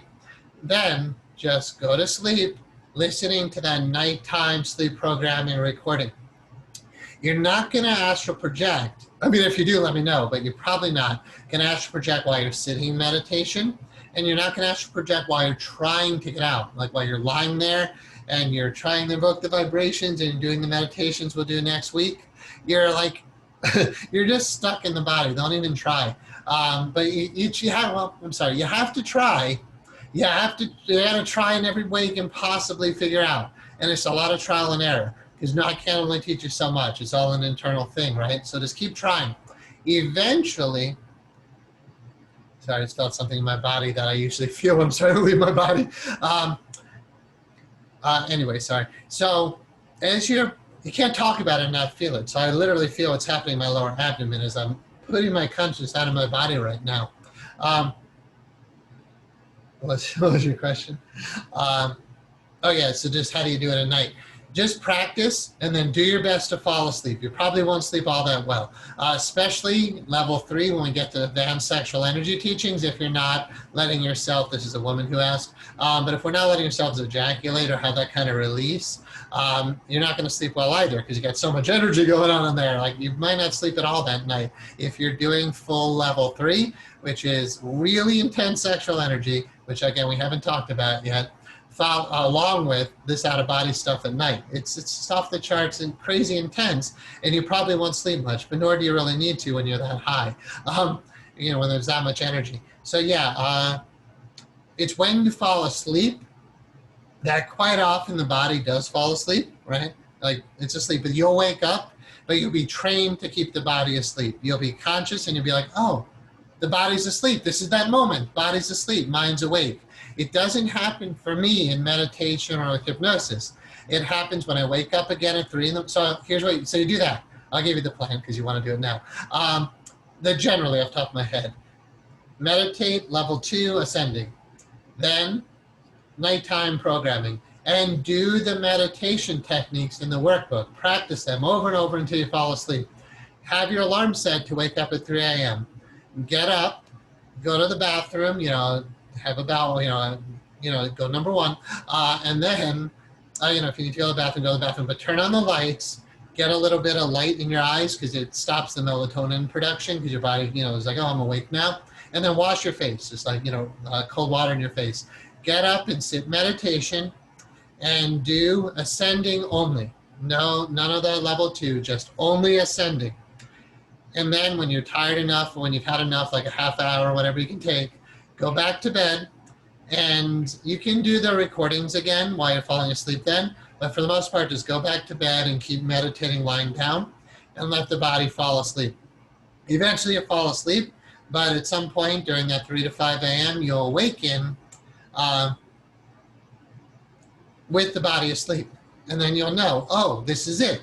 Then you have to start to invoke the vibrations. But they're not hard to invoke when you're truly in that body asleep, mind awake state. But you can't get body asleep, mind awake sitting in lotus position and not in hypnosis. We only use the deep relaxation hypnosis stuff, just like we do breath work. That's just to prepare beginners, which is fine, right? That's what we do. But yeah, if you're practicing this plan, which I don't teach in the hypnotherapy school, then yeah, that'll help. So there you go. It's a really good question. You mentioned breathing to bring about a solid vibration form to the center of your body. However, wouldn't that bring you out of the state? Yes. So like I just alluded to, when we're doing it in the hypnosis school, I can't get you body asleep, mind awake through just pure hypnosis, but we practice somnambulism by physical relaxation, mental relaxation. We can do full body anesthesia, body immobility. That's the closest I've been able to mimic to body asleep, mind awake, but that's not that, right? Body asleep, mind awake is more of what I'm teaching you now, the 3 a.m. plan, or whenever it happens to you, but it's good to practice that if you're willing to. Then your question, the vibrations in the body. When we do breath work to get students to feel, whoa, I'm all tingly inside, those are not the vibrations actually, but it mimics it. Remember, like you have a brain and you have a mind. Your brain is not your mind. Your brain is the physical representation or physical manifestation of your mind. Hypnosis for deep relaxation is like the physical practice manifestation of body asleep, mind awake. Breath work to induce some kind of tingling in your body, which can be pretty intense for those of you who know what breath work is like. But that's not the vibrations, because exactly what you asked. If you do, you're going to come right back to your body, of course. Like you couldn't not do that. That's not how I invoke the vibrations in the 3 a.m. practice. But that's how I teach people to do it while they're practicing in their conscious waking state. Okay, so I hope that helps there. Yeah, so I don't use breath work. I was doing out-of-body travel many years before I learned breath work. I didn't start leaving my body because of breath work, but breath work is really helpful to purify your energy field. Because all of you, we're going to talk about it when we get to the vibrations probably next week. All those sanskaric blocks, all your karmic seeds, all your blockages, they block the vibrations because they're not physical, they are energetic. So you got an anger blockage there, it's blocking the vibrations. Breath work can purify that. And then once it's pure enough, when you get body asleep, mind awake, and the vibrations are there, then you can leave. But the vibrations do not come about, nor do we get them to the solid state of vibration through breath work. But the half truth of that is by doing breath work, you purify the meridian systems enough to be able to get eventually to the full state of that vibration. Great. When I'm engaged in level 2's meditations while laying in bed, I always find that I immediately lapse into a wonderful twilight state. When I say twilight state, and then you say nirvikalpa samadhi, but I'll read what you wrote. Lapse into a wonderful twilight state of nirvikalpa samadhi. Let's assume it's nirvikalpa samadhi. Would this good, the language is improper, but would this good be a great time to invoke the vibrations as well? I believe that you were mentioning pranayama breathing. You might not be talking about nirvikalpa samadhi, but I am kind of with you. I'm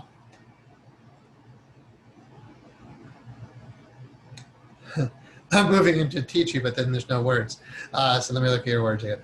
This would be a good time to invoke the vibrations as well. The answer is kind of no. I love your questions. They're just very subtle and advanced. And I can answer them, but it's just not, yeah. So in nirvikalpa samadhi, there's nothing else to attain. You're not thinking of that. You're not doing pranayama when you're nirvikalpa samadhi. You're not doing breath work. You don't have agendas. So you might not be the truest nirvikalpa, but you practice nirvikalpa. So what's happening in samadhi at this level you're asking? You have to practice pratyahara, sense withdrawal. All the attention goes to the self. Pranayama happens naturally in what's called kumbhaka pranayama, where all the breath energy locks and you're not breathing. So and then you don't have to breathe and you forget about breathing because you forget about your body. You just keep going in, into spirit. And nirvikalpa samadhi, the body drops away, and it's not twilight.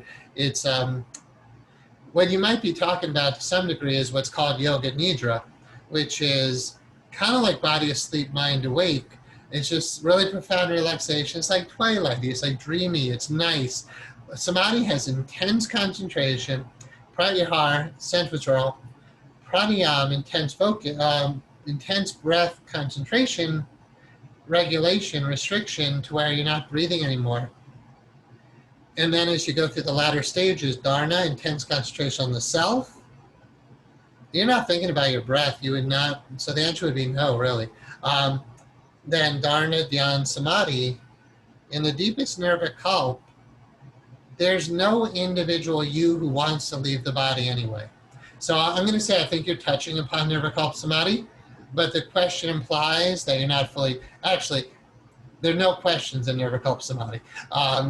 It's called the questionless state of mind in yoga. So no, when you're in the deepest nirvikalpa, that's why I'm saying to you guys now, I don't even feel the need to leave my body. Nirvikalpa samadhi is far more satisfying, which is saying a lot, than anything I've described so far. Literally, this whole class, nirvikalpa samadhi is better than everything we talked about so far. But you need nirvikalpa samadhi for that 7th chakra, 7th level experience when you're out of your body. So these things are hard to talk about because they're super advanced. Very few people, dwell on these levels. So it's beautiful that you do. But yeah, keep practicing nirvikalpa samadhi. When you want to leave your body, though, like you're established in the soul, nirvikalpa samadhi will get you into soul consciousness, which is the soul travel, right? You will travel as soul. But when there's actually, that's not accurate.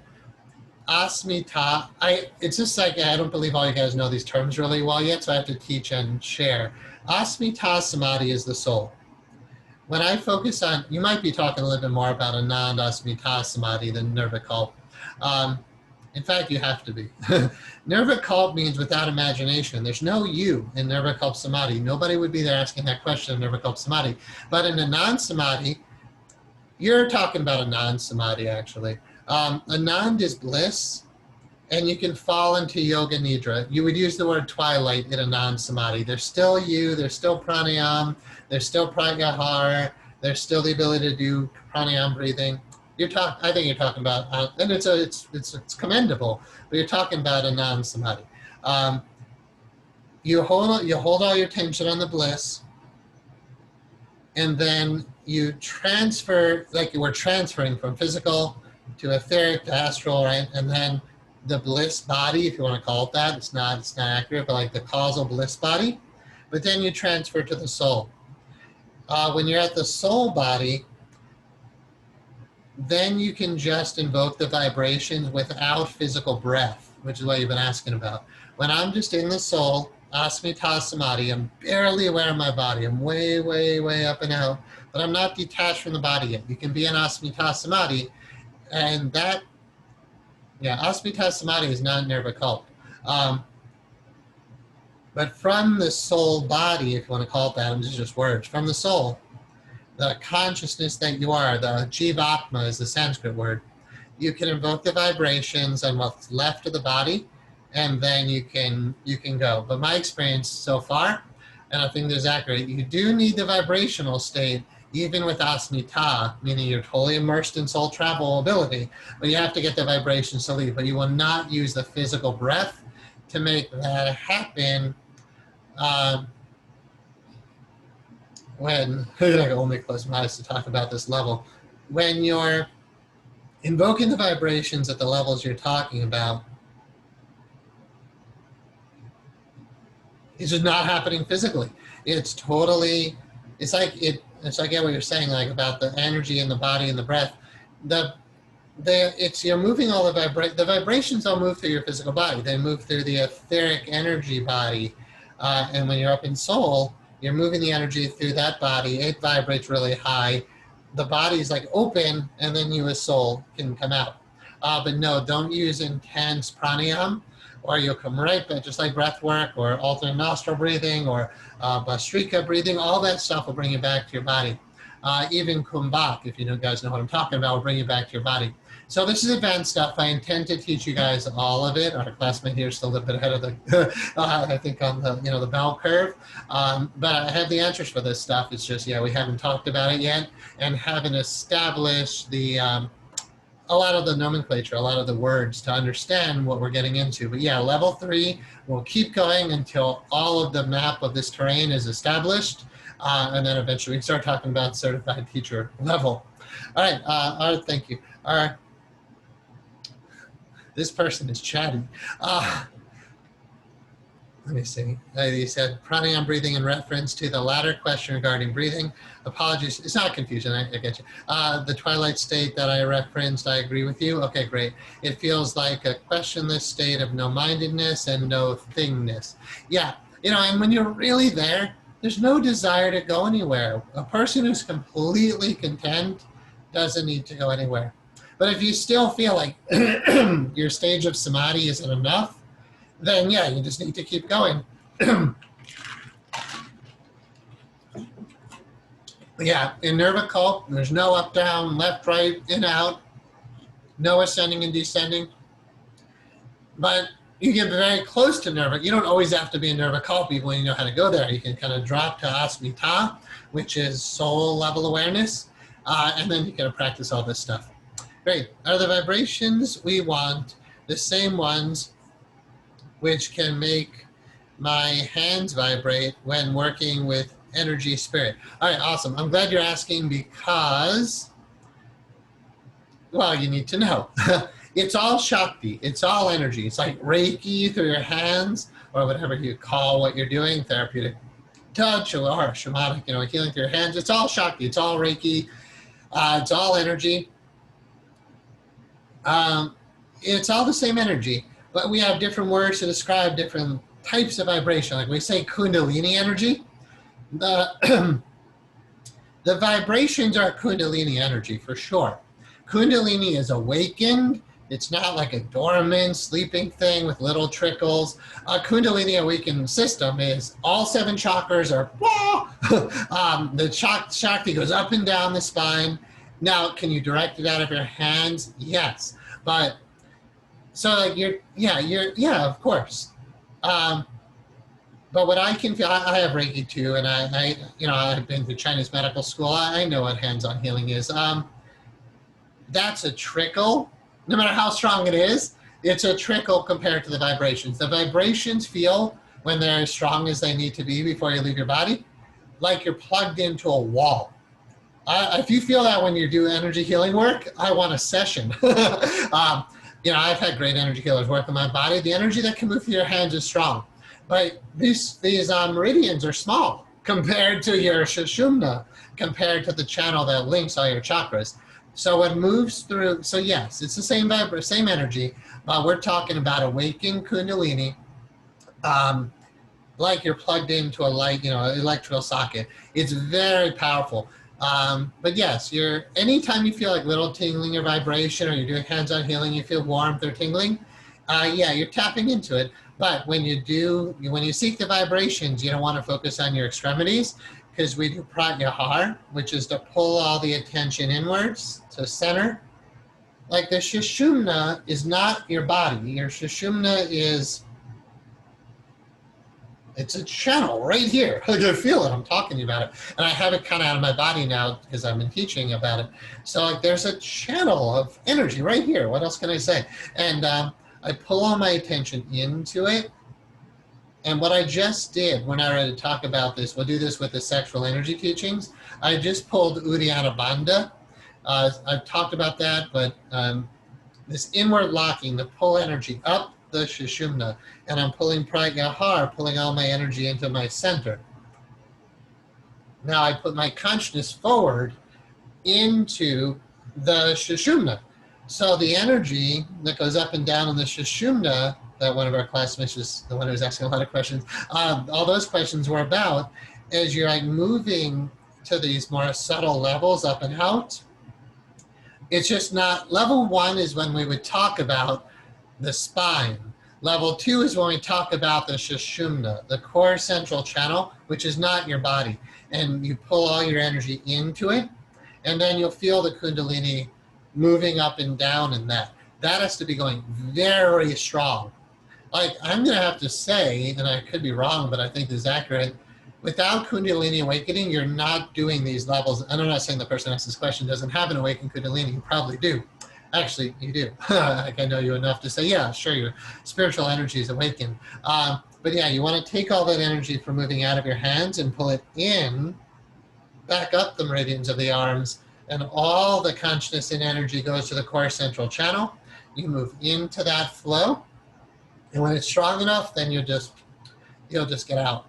So it's super hard to talk about because, I mean, if everybody knew the Sanskrit words, it'd be a lot easier, but you don't, so I have to go slower. Awesome. I thought Sushumna Kundalini was in the center of the spine. Right. So it is for most people because you're locked into your body, and your spine and your Sushumna are connected right now. But what we're talking about is pulling the energy body out of the physical. Right now, I've moved my Sushumna about 1 foot out of my spine. But when I'm done teaching and I want to reintegrate, which I might not tonight, I will. Now I'm just like, oh, tonight's going to be fun. I'm just going to get it back in. So most of the time it is, but we're talking about out-of-body travel. When you leave your body in your etheric body, your Sushumna goes with you.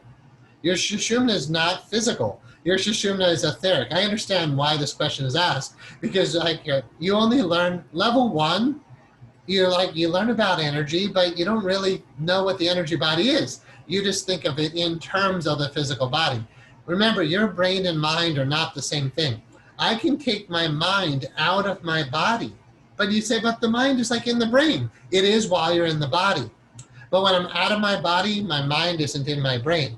And my brain is like part of my whole cerebral spinal cord, right? The whole cerebral spinal system, the central nervous system.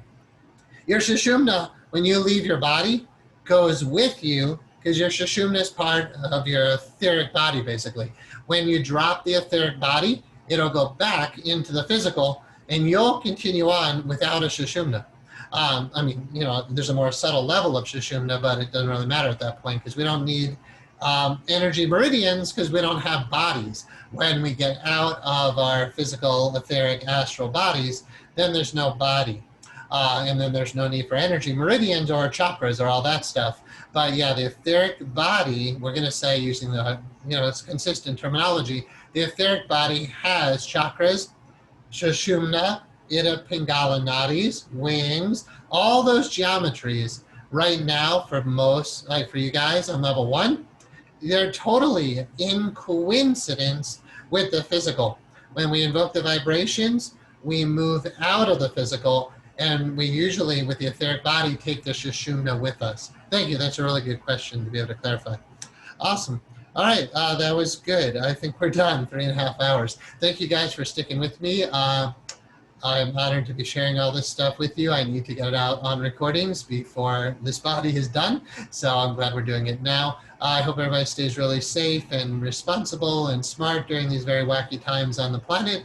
And yeah, keep doing this work. Email me with any questions, and I will look forward to seeing you next week.